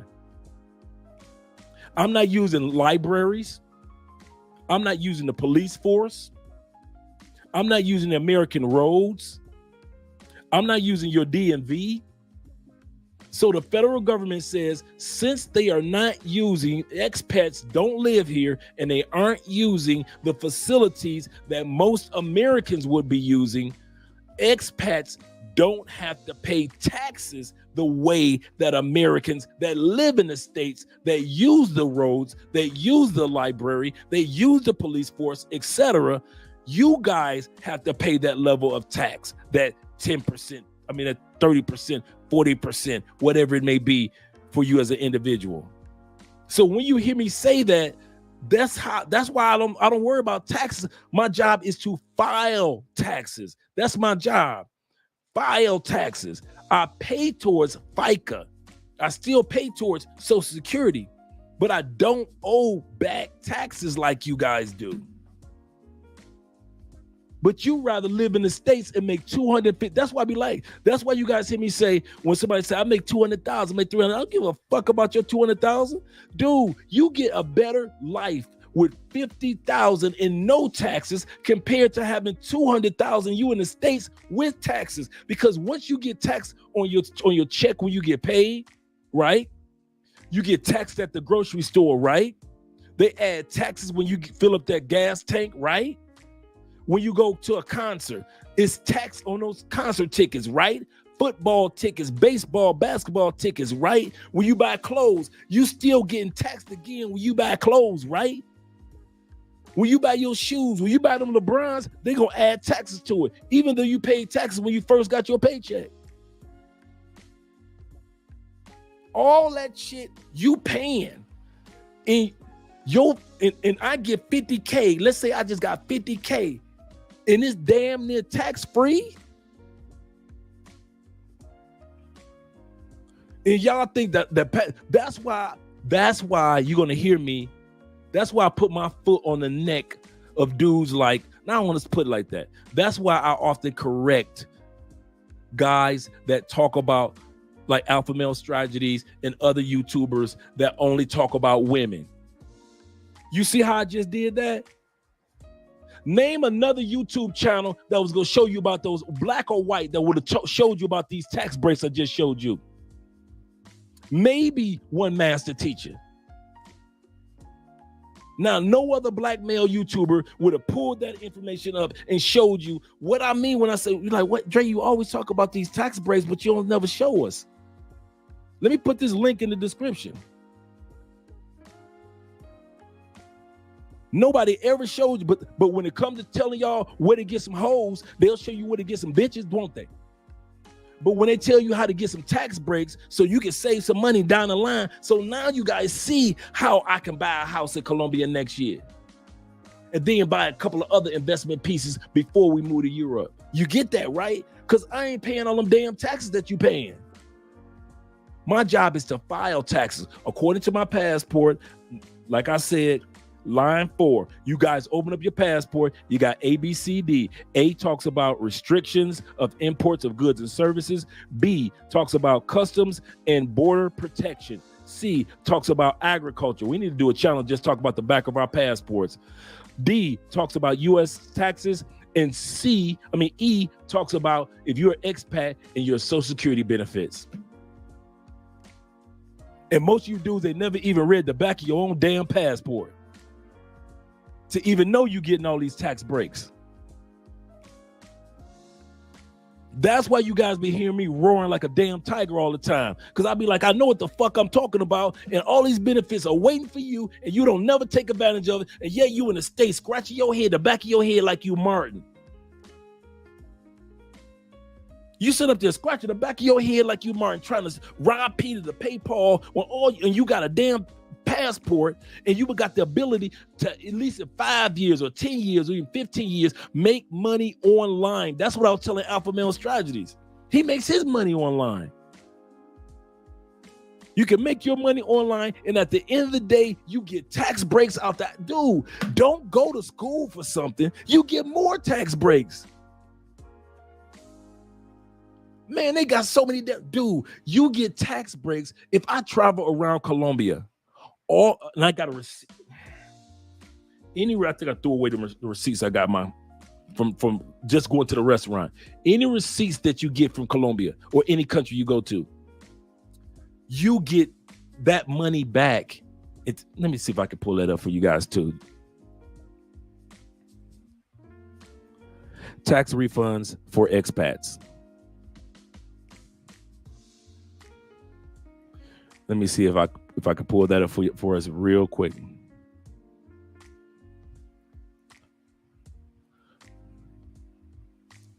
Tax refund for tourists. Not tourists, tourists. Tax refund for a tourist. Shout out to all the tourist car owners.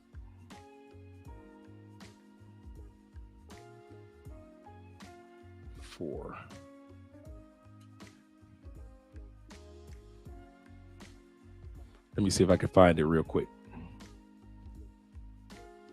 Okay, there it is. You know what? I could do the one in Colombia. This is what it's called. Yeah, there it is. The one in Colombia just pulled up. Cool. You guys don't even know this. Every time you come to Colombia, you could get a tax break. Everything that you pay for is tax, and it has taxes added onto it. Wait a minute. I think I clicked the right thing. Let me make sure.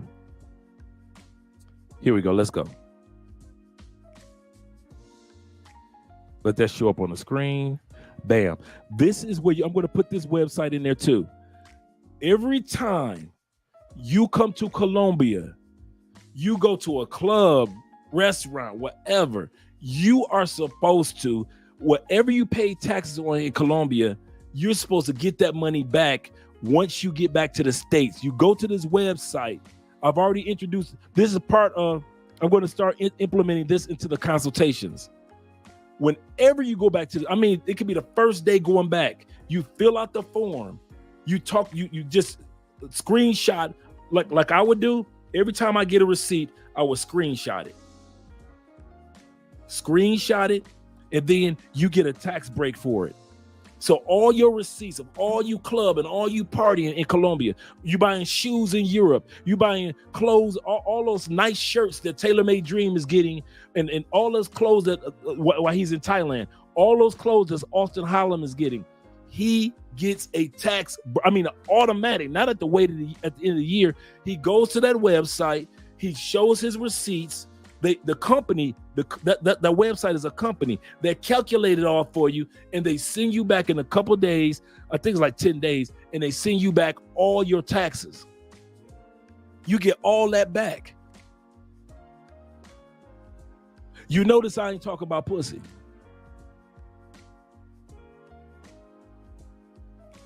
So when I tell y'all, there's some of us on the other side of the bridge, that's why I get so frustrated. Because we are spending too much time talking about bitches when you could be learning how to save money on every trip that you take. You could be learning about all the tax breaks that belong to you right now as a U.S. citizen. I'm about to drop this link. I already got dudes I already giving this to. I'm in the movie, in the line in the movie theater, met a brother. I said, oh, bro, you know this movie that you and your girl about to go see, that's tax deductible. You can get the tax money back on it. He was like, what? I said, yeah. I gave his brother the link. When he came back, he was like, Dre, good looking out. He said, everything that I got in Colombia that I had to pay taxes on a meal, whatever it was, he said, I got my money back.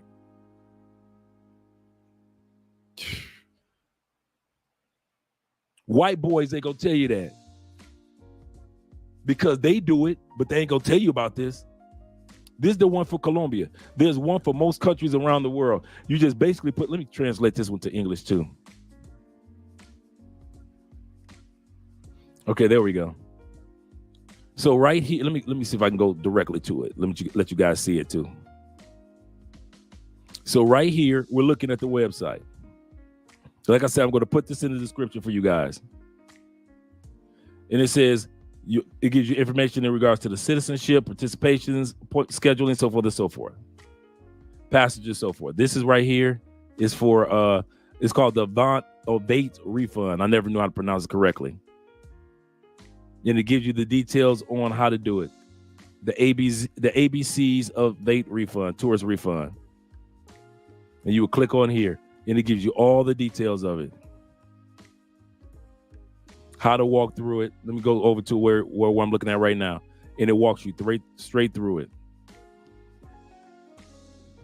What it is. Actually, I'm going to put this in the link. I'm actually going to put this part in put this link in. So I'll put the first one in the I'll put this right here in the comments right now.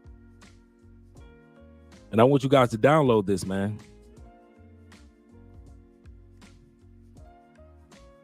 So I'll put that in the comments, and then I'm going to put the original website in the comments for you guys too. Yes, the VAT, that's what it is. I say VAT, but VAT. And it's for any, now you know how I discovered it? I was looking for something, and then I saw a woman who was in Europe, where we're headed to, of course, and she was talk about a purse that she was buying. And she was like, yes, and then when I get my VAT refunds off of the taxes that I paid, and she said, I paid $3,000 for this purse in Europe. She said, but I got the taxes on it was $500. And so I went and put my VAT refund. I was like, what the fuck is a VAT refund? She said, and I got it back. And I'm like, and then another person was talking about VAT refund. I'm like, what the hell is this VAT? And I looked it up. And you can look up on YouTube as well how to apply for it. And I'm like, wait a minute. And here's the kicker. Everything that I do, since I'm not a Colombian citizen yet, everything that I pay taxes on, I get an automatic discount too. Meaning I get the same VAT discount that you dudes get. And I live here in Colombia, but I'm not a citizen yet. Once I get my citizenship, then I may or may not be able to use it, but I'll find out. But as for now, because I'm not a Colombian citizen, I'm still considered just on visas. I use the same benefit that you get and get all my tax money back. And I mean automatically. It's not like you waiting months or you only can get your money back at the end of the tax season. You get your money back automatically. And like I said, if YouTubers, black male YouTubers, continue to waste y'all damn time talking about bitches and not telling y'all how to save money and show y'all how to live in these other countries and don't tell y'all about the tax breaks, no wonder y'all sit back thinking that y'all can't live in another country. No wonder y'all wonder how y'all brother Andre from East Side Detroit, how the hell he doing it? I got all these damn tax breaks. The same ones you get if you just keep your ass out the United States for 330 days of the year. Man, y'all go ahead and have fun with that one. Y'all have fun with that living in the United States and listen to them YouTubers about bitches and partying all the time. Okay, let's get back to Alpha Male though. But I'm glad I was able to share that information with you guys. I'm sitting up here making $150,000 a year. I get a chance to keep most of mine. Yours is being eaten up by taxes at the gas pump, taxes at the grocery store, taxes from the federal, taxes from the states, taxes from the city.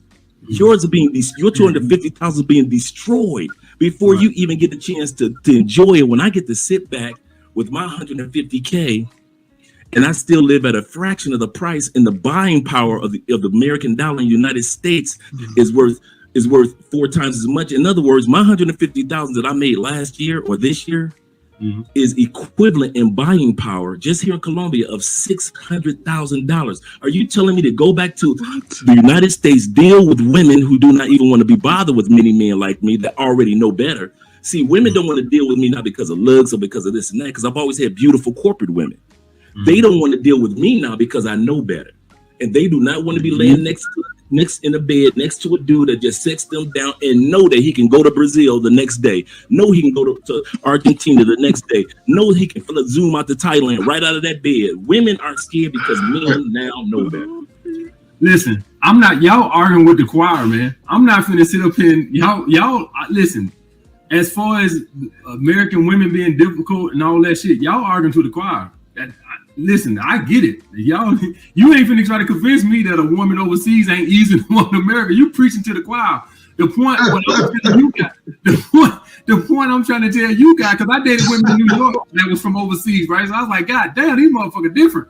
So you can't tell me because I get it. But the point I'm trying to tell you is, with American women, any other women, you just have to they have to know your dominance, that you're willing to walk away. That's all I'm saying. And so, like, that's all I'm saying. That's all I'm saying. So, like, when you let a woman know, see, when you play with them and they think they can toy around with you, then that's what they'll do. You have to let them know, no, I ain't gonna call you. So let me ask you a question then. So why do the dating coaches always try to knock the brothers that's traveling? I mean, can't we as black men just go on our own lane or do what we want to do? You know what I'm saying? But we always got a clash and them niggas simps. I mean, the biggest simps is here in America. Those are some of your words. Come on, man. Your words. AMS on Fresh and Fit. I'm just asking. Listen, bro. All this corny. Listen, bro. Because I know right now, ain't none of you guys 400 pounds, ain't none of y'all guys that if I hung around you, you wouldn't be fucking these hoes to sleep. I'm looking at none of you guys, and I'm saying none of you guys, if I was So is that your whole point, just to fuck women? Or are you looking for longevity? Do you teach longevity on your channel, or what? Or are you just trying to fuck some women? That's kind of like something everybody here can do. Everybody here can fuck a woman. Yeah. There's a woman on the couch. That's an excellent point that Richie, shout out to my man Richie Rich, Roll the Tape TV. What's your point, Alpha Male? What's your point, dating coaches? What's the point of this person paying $4,000 for your dating coach if he's not going to have something that represents longevity? Everybody's not going to get married, but most men want at least something solidified, a girlfriend, a live-in, whatever it may be. How you gonna help dudes get this? These dating coaches don't do nothing but help y'all get hookups. A lot of these YouTubers, these black male passport bro dudes, a lot of these brothers only teach you how to get the hookup. They'll never teach you how to solidify some shit.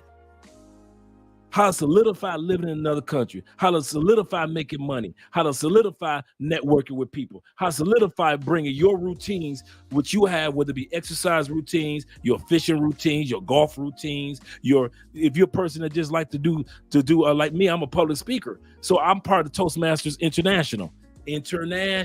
Yes, they have Toastmasters here in Colombia.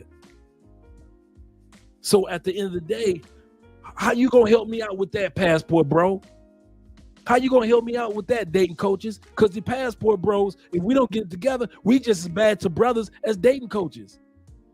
If we don't get it together, Blue Book gentlemen, we just as bad for the black man as dating coaches are. Because we sell the same product, bitches. When I just sat up here, for those of you that stayed around until this point and heard my rants and everything, but you notice that at the end of the day, you got some information that you didn't even know exists about taxation. You're like, okay, I'm good now. Andre done posted the article. Okay, now I can do my homework. Oh, I get tax breaks every time I go to Colombia. Every aguardiente, every Club Colombia beer I drink. You mean I can get whatever taxes I paid on that back? Oh, hell. Andre didn't change. It was worth me sitting up here for 2 hours listening to Andre rant just to get that information. I didn't leave you empty. So at the end of the day, us brothers, man, unless we step up and start really helping each other out, content creators, all we doing is the same damn thing that dating coaches is doing. Running game. Running fucking game. Shout out again to Richie Rich for asking that question. What's y'all end game, dating coaches? What's your end game for your clients? Because like Richie said, any of us could get some coochie. But what are you guys doing to showcase the solidification of relationships and friendships and networking? Right here, while I'm talking to y'all guys right now that sleep, that's I've been talking to for 3 years since I moved to Atlanta. So I don't do pump and dump, none of that bullshit. But so this is what I'm saying. You gonna try to convince me, money aside, money's not an issue, that Mexico or Portugal or Brazil on a experience basis is better than United States. Way better. Way better. And once you come over here, we'll show you around. You gotta take a trip first, man. You gotta take a trip first. We'll show you around. Name the city, name the country. Same way, man. I thought the same way before I took a trip, man. You gotta at least take a trip. You name the city, you name the country. Is one of us already there, and we'll show you around. Guaranteed. Okay. You'll go back to the States, and this what'll happen. The one that's laying next to you right now, she gonna see you differently because she gonna see you as a know better man. Oh my God, he know better. Oh Lord, it was one thing about him before, but now. Where you gonna take a trip, man? Where you gonna take a trip, bro? No, this is what I want y'all to do. I want you to take a trip to Atlanta and hang out. I'm in Atlanta. I saw you in Atlanta.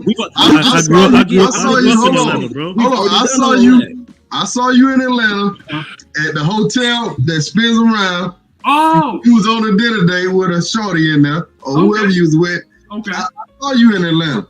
So that had been a long time ago. That was a few years ago. That was about 2 or 3 years ago. Yeah, that was before I even moved to. That was even before I moved to Atlanta. Yeah, so that had to be like, yeah, okay, all right. So, but if I was now, you want to meet in Atlanta, and we can go down to Atlantic Station, see who can pull the most girls. No. We can do that. No. It ain't about pulling. We can do that. It ain't about pulling the most women. I want you to come to. If you came to the United States. And I want you to just, when a bitch is doing anything that don't go in your program, say, bitch, get the fuck out of here. Don't play with them. Don't play with them. Shit, I already do that. You know what? The one thing I can have to say, I agree 1,000% with what Alpha Male is saying. Because here in Colombia, that's how the men carry themselves. They know how to walk away from a bad chick in Colombia. They know how to walk away from a bad chick in Brazil. You know how I've always said on my live stream, some of you dudes ain't never said no to pretty pussy in your life. You ain't never said no. When you gonna take a trip though, man? When you gonna take a trip? No. I feel where you're coming from. I want to interrupt you, Rich, but this is a good point. What he's saying is, even though some of you dudes are getting passports, some of us brothers are getting passports and traveling. If you can't be a man about it in the States, I promise you, a lot of these dudes are simping out, and we see it all the time, BMT, in other countries, super simping because they can't be real men. They never said no to a woman. That's why they overspending. That's why the price for pay for play went up so much, because super simps went to DR. Super simps have come to Cartagena. Super simps have went to Thailand. And what my brother is saying, he said, you don't even have to do that if you be a man about yourself. Right. So that's one thing that I have to agree with him 100%. No matter where you live on this planet, these men in Colombia, these women already know that these dudes do not play. And I watch them and I'm like, okay, all right. In Haiti, it's the same thing. Go ahead and be that man. Let me say this. Haiti is the same thing. I met a chick Friday here in Atlanta. Texting her, I said, hey, you free one day this week? She said no. And she's still waiting on a response. What the fuck is no? See, this is what I'm saying. So I'm guessing now I'm supposed to chase. Like, oh, see, I just walked away from that. Y'all guys get what I'm saying? Like, I run into bullshit too, is what I'm saying. And what I'm saying is, if I see any bullshit, I'm not even finna play with you. I'm not even do none of that. I see any little bullshit. I see any kind of shit where you ain't coming along. I'm done with you. And so when y'all see me, what I'm saying is I go through shit with women too. And the first sight of bullshit, I'm out. And I'm not even finna play with you. So that's all I'm saying is that when y'all over here and you deal with these women, you see some bullshit, I'm out. I'm a good looking dude. I'm on my purpose. I don't have time for that bullshit. And what Roller Tape is saying, brother, we'll see you when you get your passport, when you come on over here and try. You pick the location. What we're saying is when you can pick Antarctica, we're going to be there waiting for you. You go when you go overseas, it's not as many games like that. Listen, man. You run into less bullshit when you go overseas, is what we trying to say. That on maybe one hand I can count how many bitches I had to be like, all right, she on some bullshit, she just need to get the fuck on. And that in the United States, that's damn near every bitch I fuck with. Especially in Atlanta, he know what's happening in Atlanta, man. He know what's happening. They got looks, even education. That's the part that blow you away. You think the ones with the education, the ones with the beauty, the ones with the house, the ones with the looks, such as in the A, such as in DC, such as in parts of Chicago, you think they the ones that have enough sense. Them the ones that drive you crazy the most because they actually feel privileged because they have everything that you have as a man. So why battle when you can go? Men in the chat, do me a favor. Drive past your woman's house today, straight to the post office tomorrow morning.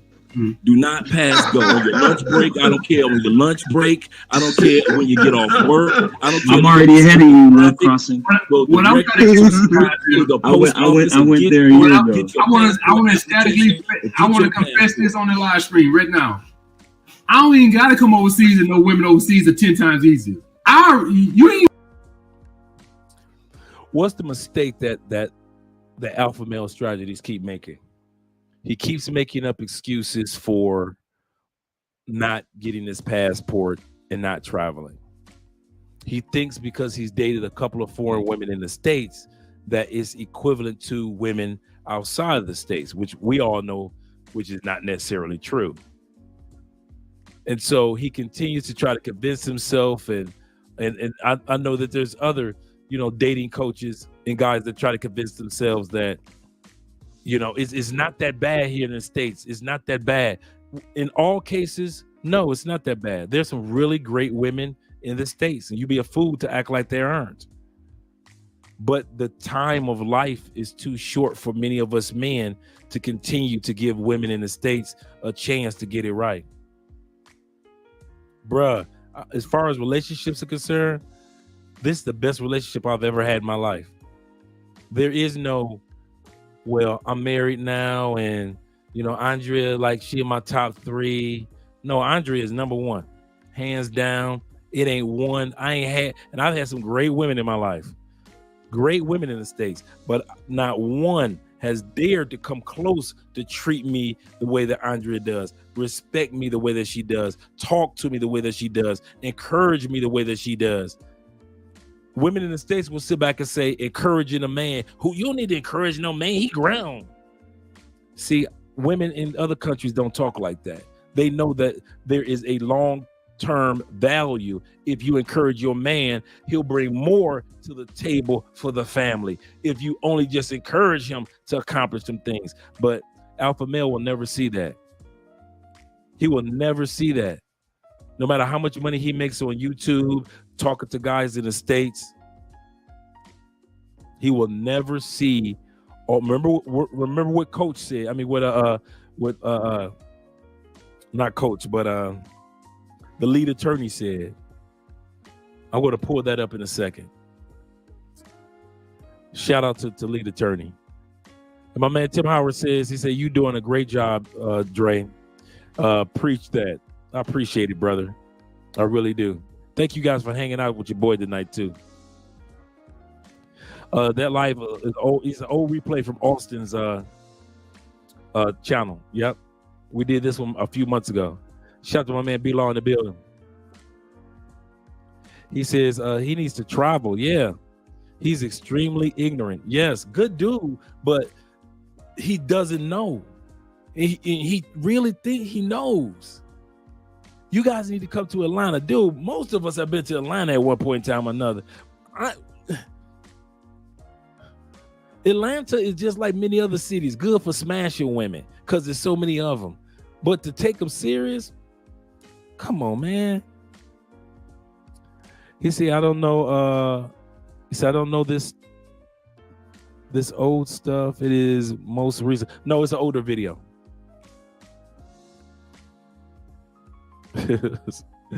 You say Dre president over Biden or out of Biden? Yeah. Hey man, listen. Did you guys know this? I looked this up for our other channel. Did you know this? This is our oldest government in U.S. history. Our oldest. That means that, in other words, we have the oldest members of Congress that are in their 80s, that are in their 70s. We have the oldest president, the oldest Supreme Court in U.S. history. Old folks. It used to be, the last one was, the last Congress age, the average was, I think they said it was 59 was the average. You know, when you meet it, when you take a sit-in Congress and the president, put everybody together, you have the age 59. They said now the average age for, if you bring the president, vice president, Supreme Court, and the House and the Senate and add up everybody's ages, is 64. Did you guys see the video of Mitch McConnell the other day, how he froze in the middle of a speech for 30 seconds? Mitch McConnell was just in his speech and he just,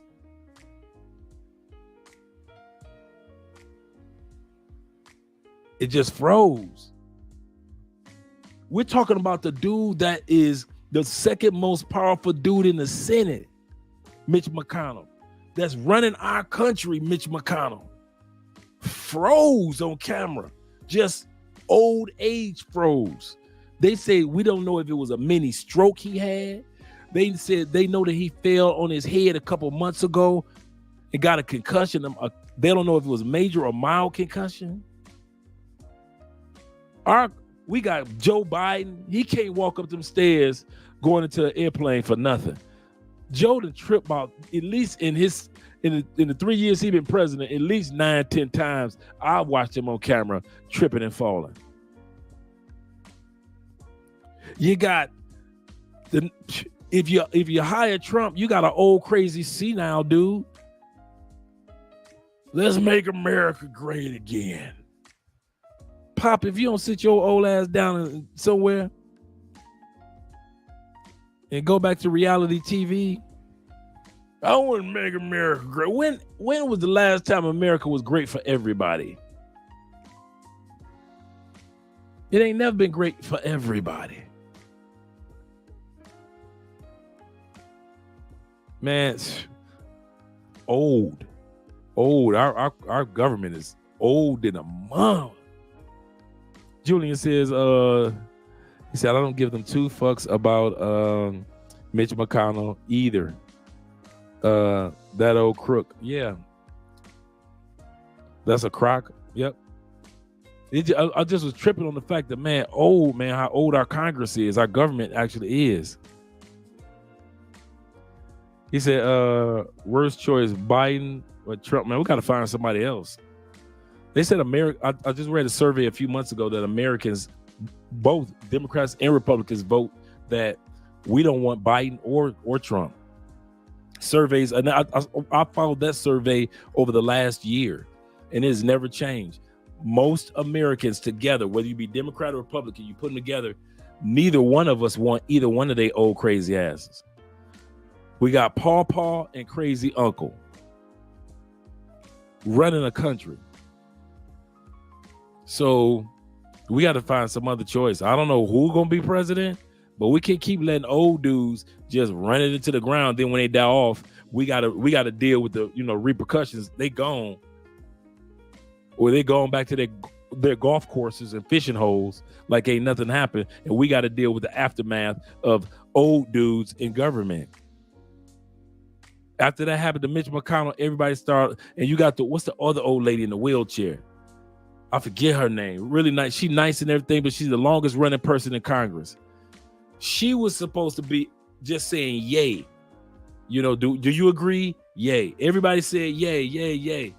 She started giving a speech, until her attendant, her secretary told her assistant, told her, ma'am, you're just supposed to say yay. She, what? She said, you're supposed to this was just a couple days ago. You're supposed to say yay. No, yay.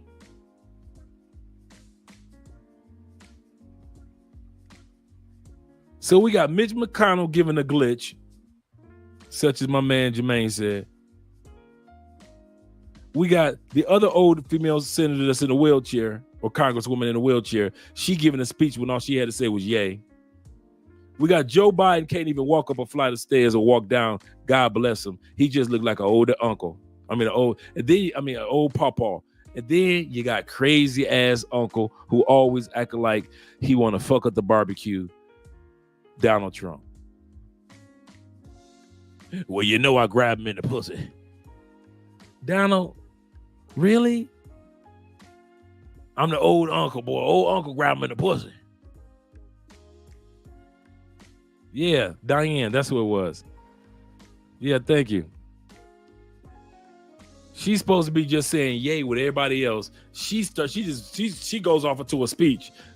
Her assistant like, girl, no. All you need to say, ma'am, is yay. Oh, yay? Yes, yay. Oh, yay. Bless her heart. We got Betty Crocker in Congress. So everybody's talking about we need term limitations. We need term limitations. We put term limitations on presidents. We might need to put term limitations on Congress. Yeah.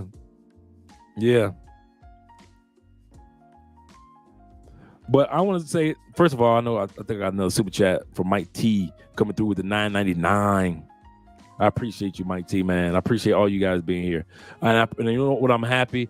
Thank you guys for, including Twan. Thank you guys for hanging out with me in these rants. Yeah, Gen Z is, woo. I feel so sad if you were born and raised in Gen Z. It is so crazy. You've had to deal with COVID. You've had to deal with serial killers. With mass shootings. You've had to deal with crazy presidents, old presidents. If you Gen Z, you got to deal with college debt about to come back. October 1st is when they're going to start asking you back for the college loans. You had to deal with mass evictions. You had to deal with, if you graduate in college as a Gen Z, you got to deal with gay rappers, and at the same time LGBTQ, with men taking over women's sports.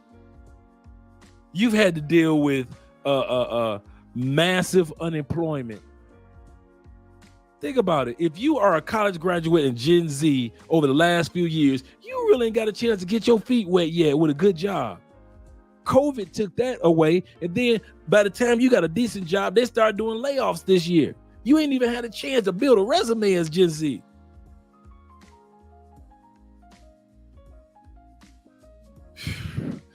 It's tough trading for them. It ain't like baby boomers where they just got the chance to stack and save or something.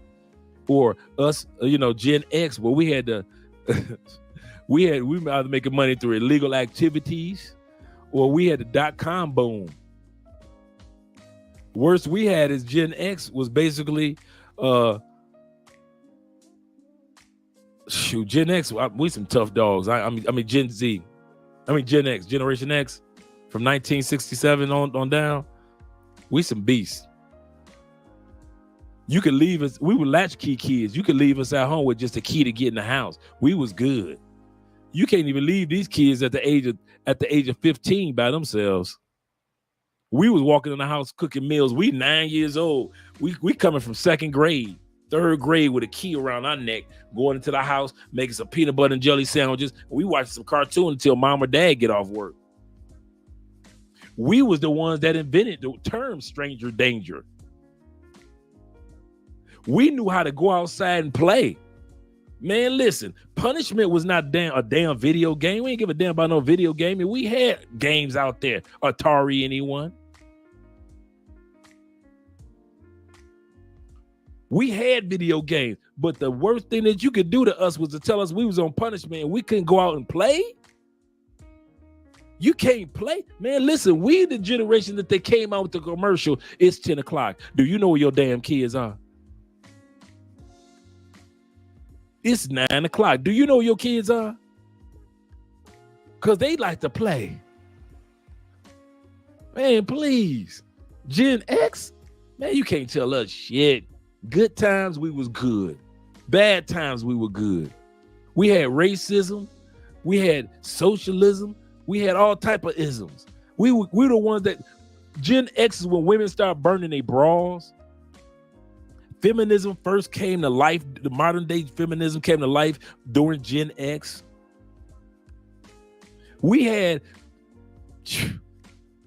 were the ones that created pop music. There was no such thing as the category called pop music. We created hip hop. We created breakdancing. All of it. We created style and fashion that never existed. Generation X? Shh. Generation X brought you the Corvette, the styles that you know and love, the sleek Corvette. That's Gen X. The Mustang that you know so well, Gen X. Gen X had the minivan. Remember the minivans? Gen X had minivans. Gen X had the best. We came through the cartoon era. Gen X was Flintstones, the Jetsons, Scooby-Doo, Thundercats, Iron Man, Captain America and the Avenger cartoons. All of that was Spider-Man cartoons. The Spider-Man does whatever a spider can. That's Gen X right there, baby. That ain't no Gen Z. That ain't no Gen Y. That's Gen X. All that shit is us. All the songs and beats that people try to remake and try to say, oh man, it's a new beat. You just go back to Gen X and you just pull out one of our old R&B songs, LP. We had LPs, 12-inch LPs where you could put it down and just play the record, let the record play. That's how you knew all the songs on Michael Jackson's Thriller, because you could just let that Thriller album play. Gen X had New Edition before it broke up. Gen Y, they had the white version of Backstreet Boys. We had New Edition. Gen X had New Edition. We had the Temptations. We had the Spinners. We had the OJs. We had the Jackson 5. Come on now. LTD, anyone? LTD? Come on, man. Gen X is not to be fucked. We were the one that came out with the pick, with the fist. You could put that pick in your afro and the fist will be sticking up in the air. That's Gen X. Gen X gave you Jiffy cornbread mix. That was us. That little light blue box with the Jiffy cornbread, that's us. The best cornbread you ever had. Gen X. Gen X, we gave you crayons. Gen X, we put He-Man on the map. We put action figures on the map. Wasn't nobody rocking action figures. Girls had dolls. Men had action figures. We put collecting comic books on the map. We put collecting everything from your baseball cards to your football cards to your favorite basketball player. We put that on the map. The 80s, all the music that came through. That's right, we put Voltron on the map too. Man, Gen X was the ones that came out with grilled cheese. That was us, Gen X. Wasn't no grilled cheese before Gen X. The grilled cheese with the tomato soup, that's us. You can watch the racism of All in the Family and then watch the same racism on Good Times within the same hour.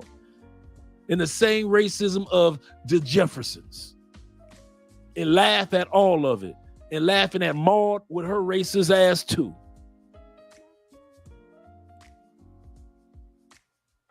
You can watch all that. Man, I'm going to tell you something now. We were around when phones was connected to the wall, and then when phones got a long cord, the long spiral cord, and then when phones all of a sudden were like no longer connected to the wall, and the phone was no longer connected to the phone. And the phone just had this long antenna, long ass antenna. We was around when there was phone booths. You know how many girls I used to holler at the phone booth because my mama didn't let me use the regular phone as long as I wanted to. Okay, I got a dime, put it in the phone booth. Man, I'd be at the phone booth for hours. Yeah, Aisha, you know you my girlfriend. Stop it. We were Gen X gave you LL, gave you Rakim, gave you Kool Moe Dee. We gave you Salt and Pepper. Come on now. My mic sound nice. Check one. Gen X was the one that gave you House Party. All the House Party movies. Not the lame one that just came out, but all the House Party movies. We was around before Apple computers. I remember when I was a kid, they only had the Hoffman computers. Okay, y'all think I'm playing. Y'all, for all you young dudes that don't know, let me look this up. Let me see if they still got Hoffman computers. There we go. Let me see if I got some images of the Hoffman computer. There we go.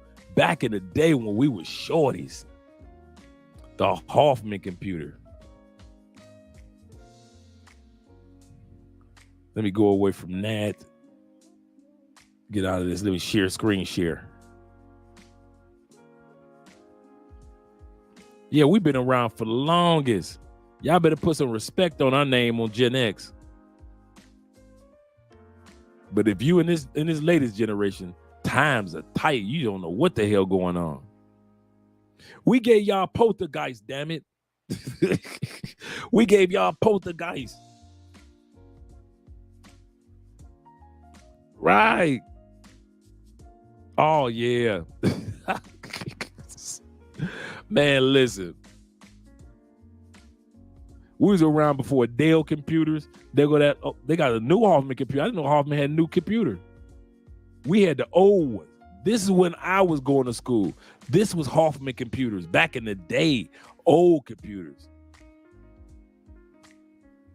And this was Apple right here. Come on now, we gave them the joystick. We was the one that gave them the floppy disk. They wasn't ready for the floppy. You better ask somebody about Gen X, boy. We was doing it back then. We was the one that gave you the Goonies. We gave you, that's right, we gave you Kmart and Woolworth. We gave you Woolworth. Some of you young heads wasn't around for Woolworth. We gave you Woolworth. Woolworth been around for the longest. As soon as this new generation came along, Woolworth was gone. We gave you SS Kresge's. We was the one that gave you Chess Kings. Shout out to Detroit Chess Kings stores. We the one that created the bologna sandwich. Wasn't nobody eating bologna sandwiches prior to us. I'm telling you, boy. We was, boy, being Gen X, I'm telling you. Yep, I remember those computers too. Kenny shoes. They still got, dude, in Colombia, how come in the mall right now, they still got a Hush Puppy store? An actual store for Hush Puppies. All you young brothers y'all know nothing about that. Y'all don't know nothing about the Hush Puppies, bruh. Y'all know nothing about that. Listen, Gen X gave you the karate shoes. Tell me I didn't rock the karate shoes back in the day. They would tear up easily, but as long as you had them karate shoes that looked like some Kung Fu shoes from the Kung Fu theater, I might watch a karate movie tonight after this live stream. I think that's what I'll do. Oh, man, Gen X gave you a Blockbuster. Chucky, yup, Chuck E. Cheese, Long John Silver. Come on now. We gave you Kentucky Fried Chicken when it had original herbs and spices. Original herbs and spices. Yup, Hollywood videos. Y'all going way back with it. Yup. Shit. They don't know about Gen X and still carrying the torch. Yup. Country would fall apart if it wasn't for Gen X. Yep, we brought you FUBU. What more did they want? We brought them FUBU. Oh man, Ryan's. I remember Ryan's too. Ryan's had them really soft them Ryan rolls. You just taste like they made them out of butter. Solo RD. This is a good dude too. This is another brother that's always informative on this channel. The box before YouTube.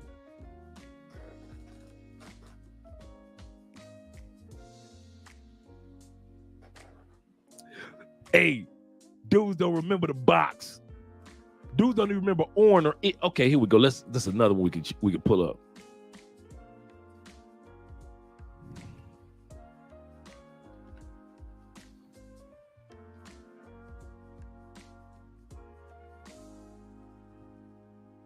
Let's see if I can pull it up. We reaching into the archives. We reaching into the crate. Nope.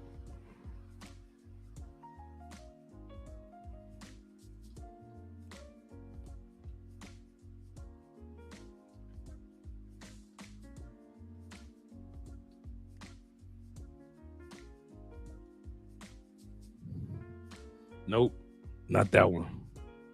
So they don't have it. Let's see.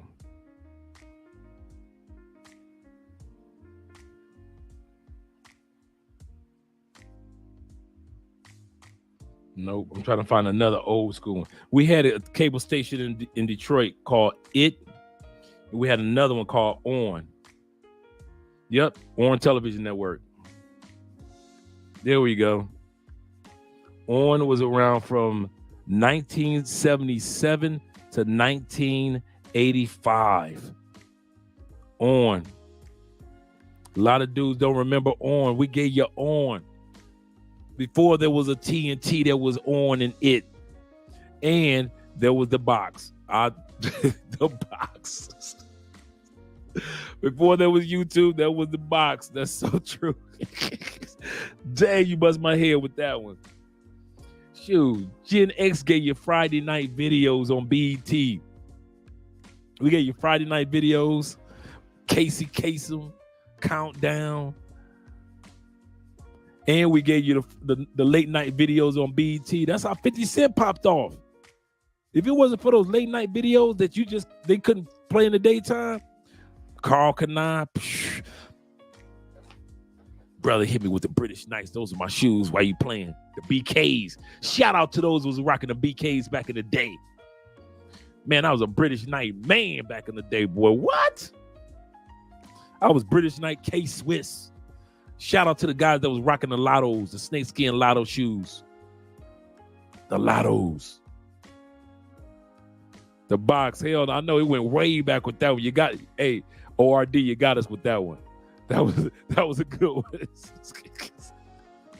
Yep, the K-Swiss, boy. You can tell me nothing about my K-Swiss with the extra stripe. You couldn't tell me nothing. Yep, you had to pay for music videos. Remember that? That you have like a choice of music videos. You had to pay for the videos, man. Oh, shit. Dollar for dollar. Yeah, who was the Gen X gave you? Who else did we give you? What was the Jamaican lady that had the infomercial? Oh man, she used to be like the one, like the tarot card reader. The Jamaican lady. Before she died rich too. Man, I forget her name. You guys are gonna remind me. We gave you the big wheel and the damn green machine. Come on now. Remember you ride the big wheel and then you hit it real quick and it like it was a motorcycle? Man, couldn't tell you nothing until your big wheel got old, then the tires got old and they start your big wheel, you rolling your big wheel and it just your mama knows she need to buy you another big wheel, but that plastic tire just whoa out. HBO, man, I remember when HBO first started.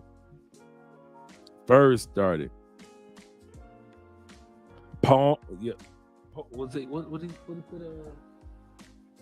oh yeah, the pogo ball. Oh yeah. Oh man, we had fun. Laser disc players.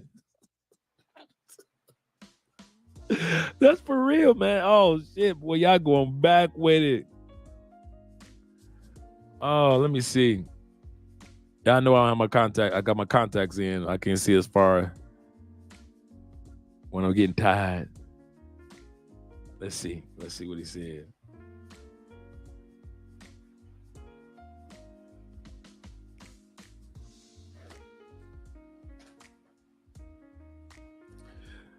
You're taking me back down memory lane. Lecoq Sportif with the rooster. Man, they still rock Lecoq Sportif down here hard in Cali. Lecoq Sportif with the rooster in the triangle. Man, I used to rock them shoes, man. Shout out to Lecoq Sportif, man. Some of you dudes, y'all remember them shoes, man, the tennis shoes with the rooster? He hit me upside the head with the Lecoq Sportif. Yeah, man. What you know about them rules? What you know about them rule boots? You had to be from up north to know about them rules. Them kangaroo boots, man. Shit, with the zip on. I don't know who looked better in rules, me or females, because females used to be cute as hell with the rules on.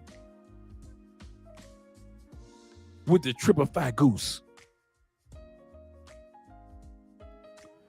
Oh man, rules. Comic View, no doubt. Laughing all night long. We gave them good times. We gave WWF, WCW. We gave the world what they needed. We gave the world what they needed today to survive. If it wasn't for us, it wouldn't be no damn WWE. We was the one that brought to life the Roddy Pipers. See what I'm saying? The Andre the Giants.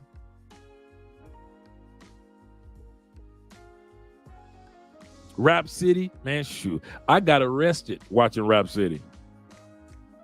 Literally. That's when the feds came in. We sitting, y'all think I'm playing. We are sitting there watching Rap City. I forget what rap was on, but we watching Rap City. And this one, I think it was right around the time period when Tigger was on there. And we hear rumbling on the steps. Being from the east side of Detroit, I already knew what the rumble was. I had a chick on my arm. I throw her ass. I'm running. Everybody wonder why am I running? And no, this is what happened. We're watching Rap City, and my boy just so happened to see him flash out his window, out the window, because he's sitting by the front window. So he opens up the curtains and he sits back down calmly. He waits till commercial come on. Feds. That's all he said. Feds. By the time he said feds, that's when I heard the rumbling on the stairs. That means the feds coming up the steps. I'm shooting to the windows in the kitchen. I get ready to jump out that kitchen window. Rap City still going. All I hear is click, click. They coming out the basement. So I'm really about to jump out this window. All I see, looking up at me, federal officers, guns drawn, and a federal police dog. And they talking to me. Son, I remember what he said. He said, son, don't do it. Don't do it, son. I stepped my ass back down off of that kitchen counter. True story. Stepped down off the kitchen counter. That's when they tackled me to the floor. Everybody got tackled to the floor. Females in there crying. They ain't even, dude, this is how the feds work. They didn't even come for us first. You know what they came for? I'm gonna tell you dudes for real. All the photos in the house. Some of y'all like, all the photos in the house? Why the feds come for all the photos in the house? Because photos are evidence. They want to gather more evidence. And if you sit back, you say, well, I don't know that person. How the hell you don't know them? You're in a photo with them right there. So when they came in, they kicked in the door, laid us all down. They grabbing everything that looked like a photo in the house. Anything that's photography. It could be a crayon drawing. They taking it. Then they focused on our ass. That's when the officer said, son, you in trouble. You in big trouble. You looking at 135 years. Man, fuck y'all. You know, I'm ignorant, young. Fuck y'all. You can't tell. I do 135 sitting on my head. All that stupid young boy shit. I do 135. Oh, yeah, we got crisscross too. Without cross colors. Oh, yeah, man. Cross colors outfits. Martin used to rock those. Showtime at the Apollo. That's right. The Air Force Ones originals and the black ones. Yes. Yes. The XXX long the white tees too, for real. Lugs, hell yeah.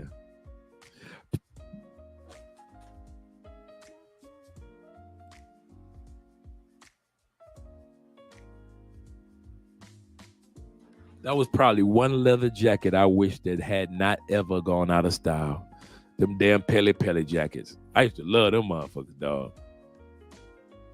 But the only thing about Pele jackets, you automatically look like you was doing something illegal if you wasn't. It was so many people illegal doing stuff with Pele jackets. Even if you just worked hard and purchased you one, you look like you was a drug dealer. You... Am I lying? Most of the dudes that you saw with Pele jackets was doing something wrong. So when you purchased one, you know you look like a drug dealer, right? Not me. Oh, man. Cleo, that's her name. Cleo, that's right. Man, Black Planet, born online, me shit. Let me see if we can pull Black Planet up real quick. That would amaze me if Black Planet is still around.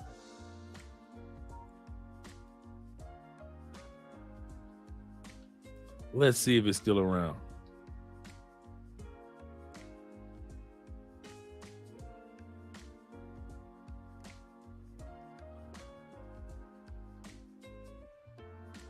Oh, shoot. Black Planet is still around. Get the heck out of here. And it's a dating app online. Let's see what we got going on the Black Planet. Yup. Snappity snap. Look at here. Look at what we see here, brethren. Black Planet is a dating app now.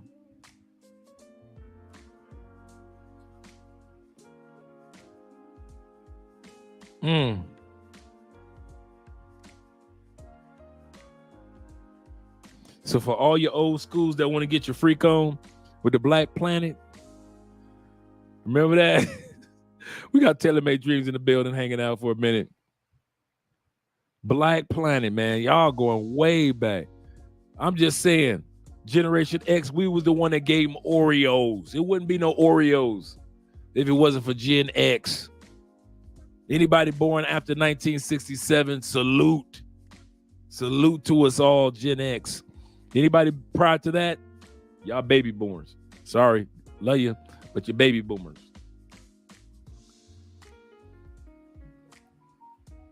Yeah, Cleo, Miss Cleo. Miss Cleo, she died rich. If I'm not mistaken, I read her article a year and a half ago. And what happened was the company that she was doing all that, you know, the infomercials for, and she made millions for them, they didn't even pay her much. She sued. And if I'm not mistaken, she died with like $25 million. Miss Cleo, she didn't die. I think it was either 5 million or 25 million, but she didn't die broke at all. Yeah, she sued the company, and it was like years later when she got her money though.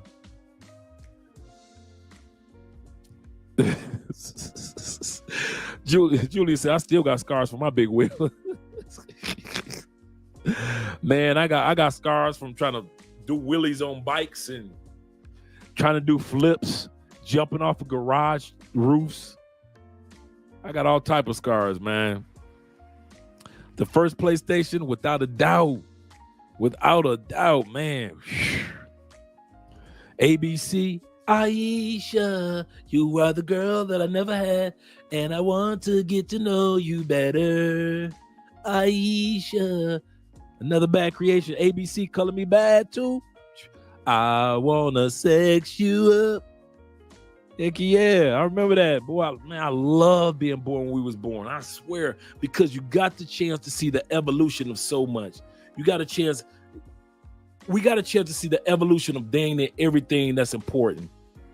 The evolution of technology. We were around for it. We got a chance to see the evolution of the telephone, the evolution of cars, the evolution of hip hop, the evolution of women evolving. We got a chance to see the evolution of so many things, clothes, travel, countries. We got a chance to see countries that wasn't making no money when we was kids to being ballers out of control now. We got a chance to see so much, man, that I am so glad that I'm Gen X. I swear. All you Gen Z, for the most part, all you baby boomers, sorry for y'all. Hey, y'all up there with Joe Biden and Mitch McConnell, Elizabeth Warren and Bernie Sanders. You all up there with our brother, the Honorable Elijah Muhammad. I mean, Louis Farrakhan. Not Elijah Muhammad, but Louis Farrakhan. All you baby boomers. All you baby boomers could tell us what movies were in black and white. Mainly white, with very few black people in it. All you baby boomers could tell us before color TV. Hey, Generation X, pull out your pliers. That's how you turn the television, with your pliers. And then sometimes you can't turn it back, so now you got to turn all the way around just to get back to the channel. Pull out your pliers. Generation X, pull out your hangers because the antenna broke on the television. So now you got to put a hanger, a wire coat hanger, to make the antenna work so you can watch your favorite cartoons in the morning. Shout out to Generation X who went from black and white televisions to color televisions. They can't tell us nothing. We saw the evolution. We seen it go from black and white television to color television to flat screens. Now they got the flat screen that literally like glue on the wall. You ain't gotta push it up there or nothing. It automatically sticks to the wall. A giant flat screen television. We are around for all this. Yep, VR, man, wow. Troopers the Mask Rider. We were around for Knight Rider, Captain Planet. Man, not the BMX bikes. That's what I'm talking about. That's what I'm talking about. He said, but yeah, Gen X, hell no, if you made it through this good stuff. Where my tax savings, yeah. That's a fact. Jacob's in the building. Shout out to you, brother. He said, what y'all think about the fight? What did anybody watch the fight? I didn't get a chance to see the fight. What do you guys think about the fight?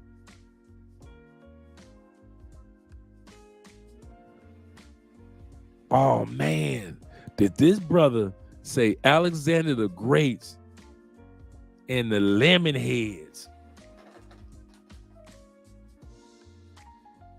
Alexander the Grapes and the Lemon Heads. And my favorite was the Boston baked bean candies.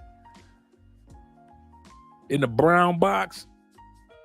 Man, them Boston baked beans used to be the one. Man, is it just me?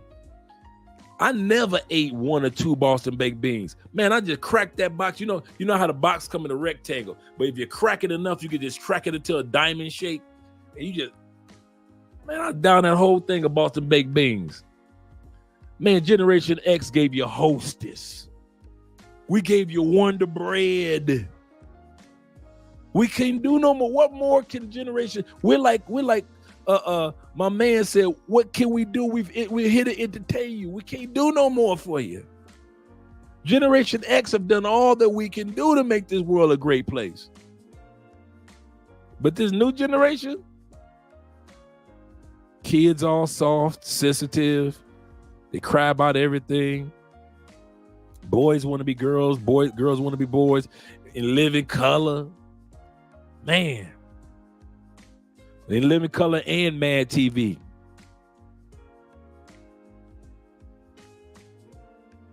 Dusty Rhodes. I remember that.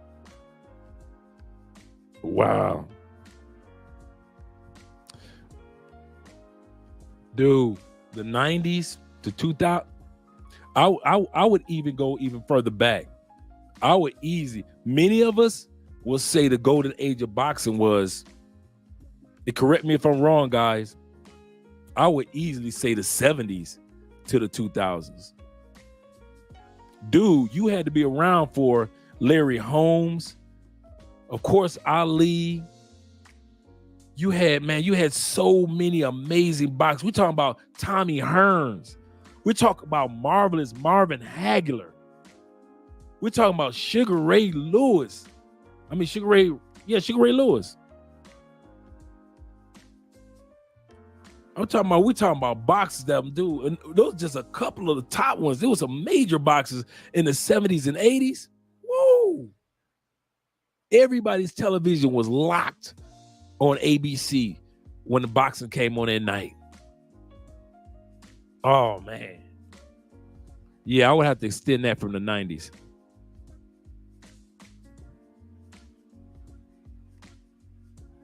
Big Liz. Wow. And the mayor of Rap City. Yep. Man, I ain't heard Big Liz in a while.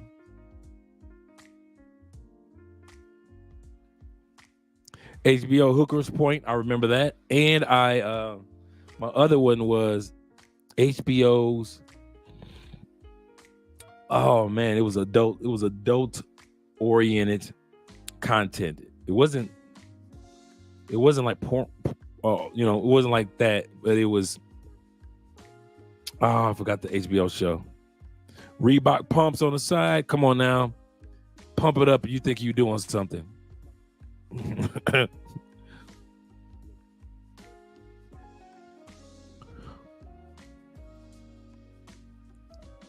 He said, who was the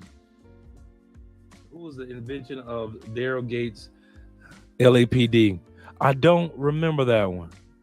Maybe I'm dipping. The Jackass Show. Yep, I remember that. HBCU series.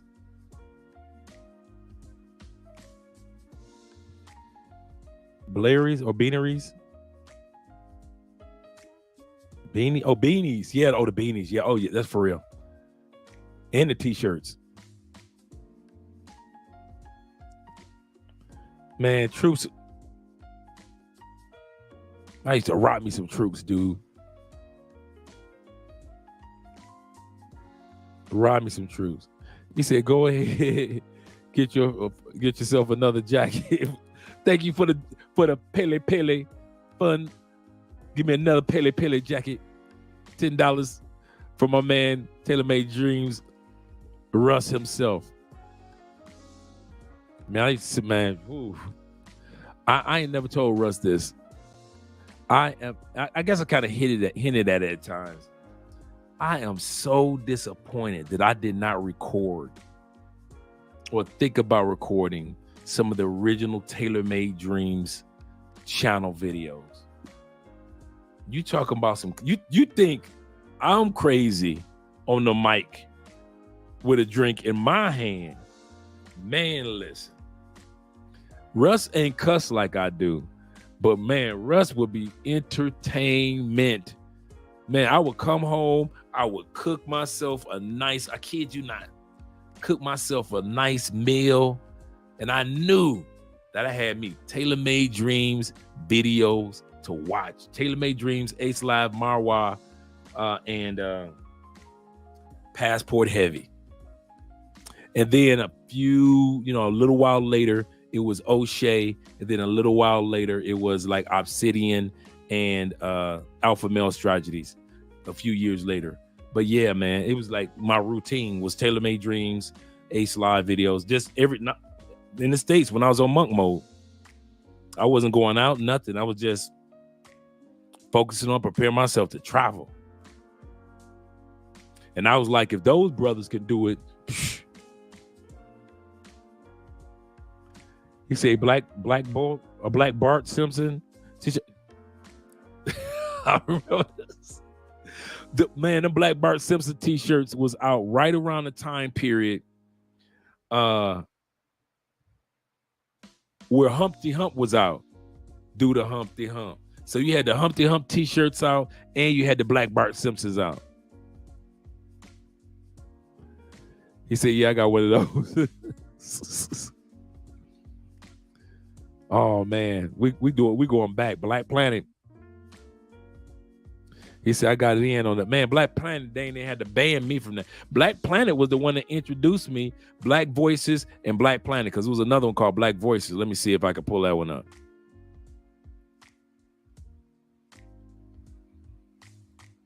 Black Voices dating website.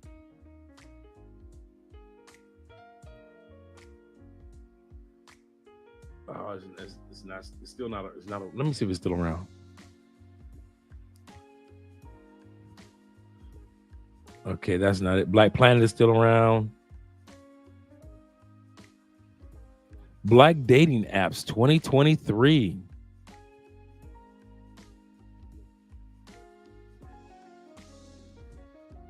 Okay. Okay, let's look at this. Let's look at this for you guys that's still in the stateside. Check it out. Black Dating Apps for 2023. Check it out. Now they got the regulars down there, the normals on the list. Now on the list, number 1 is Bumble for black folks. Tinder in the States. Coffee Meets Bagel. Hinge. Facebook dating. Hoppin', never heard of that one. Plenty of Fish, used to destroy it. Black would be the Black Planet, of course. Fields and Clover. Never heard of Fields and Clover. Never heard of Meet Bagel, Coffee Meets Bagel. Facebook dating, okay, yeah. Happen. Any of you guys ever heard of Happen? POF, shout out to POF. POF is in Colombia. Just in case you guys are wondering, you do have Plenty of Fish here. They've got one called BLK, okay? Fields and Clover. All right. And then they got one called Elite Singles. I never heard of any of those. Maybe you guys have heard of them. I've never heard of them.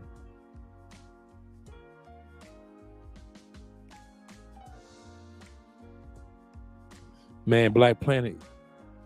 Yeah, Black Planet had fine women from across the country, and you could get it in. He ain't never lied. Black Planet messed my original marriage up.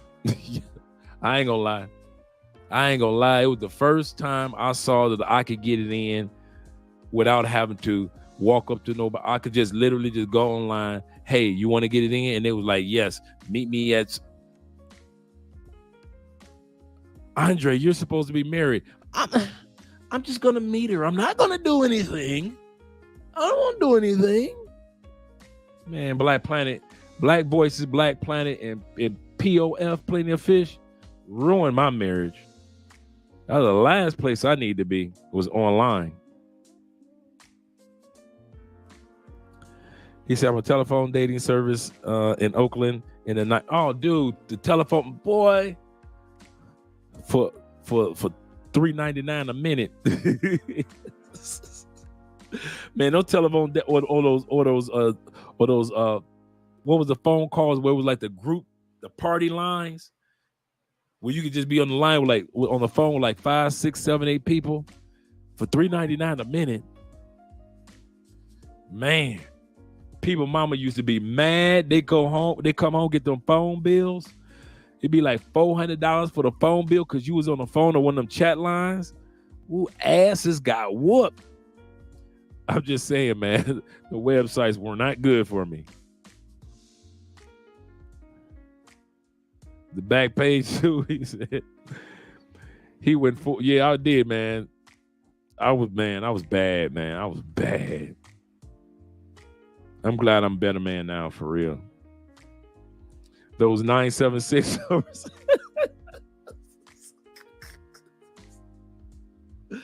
Oh shit. Yep. He said, who's my best customer? He said I was my best customer. 976 numbers. Yep, you ain't never lied. Man, let me head out of here, man. I'm gonna watch. You know what? I'm about to give me some granola. Andre just made me something to eat, but that's worn off. I'm about to eat me a bowl of granola, and I'm about to watch an old school karate movie. That's what I'm about to do. Talk to you guys later. Glad we got a chance to enjoy ourselves hanging out for about a good 4 hours. This has been Saturday night, late night. I'll see you guys tomorrow. Tomorrow, we're going to be talking about the difference between whoremongering and passport brothers. We're going to have Aaron, my man Aaron, from the YouTube channel. Let me see if whatchamacallit is still in here. I'm going to hit up Steve. Hey, Steve, I want you, if you're still around, I want you on the show tomorrow. So I'm going to hit you up. Because it'll be me, Aaron, and hopefully I can get Steve from ORD, Travel ORD, talking about passport bros and, being serious about passport bros. Shout out to you guys. I'm up out of here. That would be a good one to watch too, The Last Dragon. I ain't watched that one in a while. Boy. Enter the Dragon will be a good one to watch tonight too. Great content.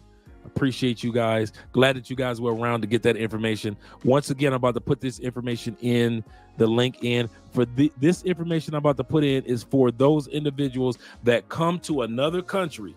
It doesn't matter what country you go to. If you are a U.S. citizen and you are buying products and services and it has taxes included into it, you can get that money back immediately, put back into your bank account. You do not have to wait until the end of tax season. That's the link that I just put in the description that showed you literally how it's done.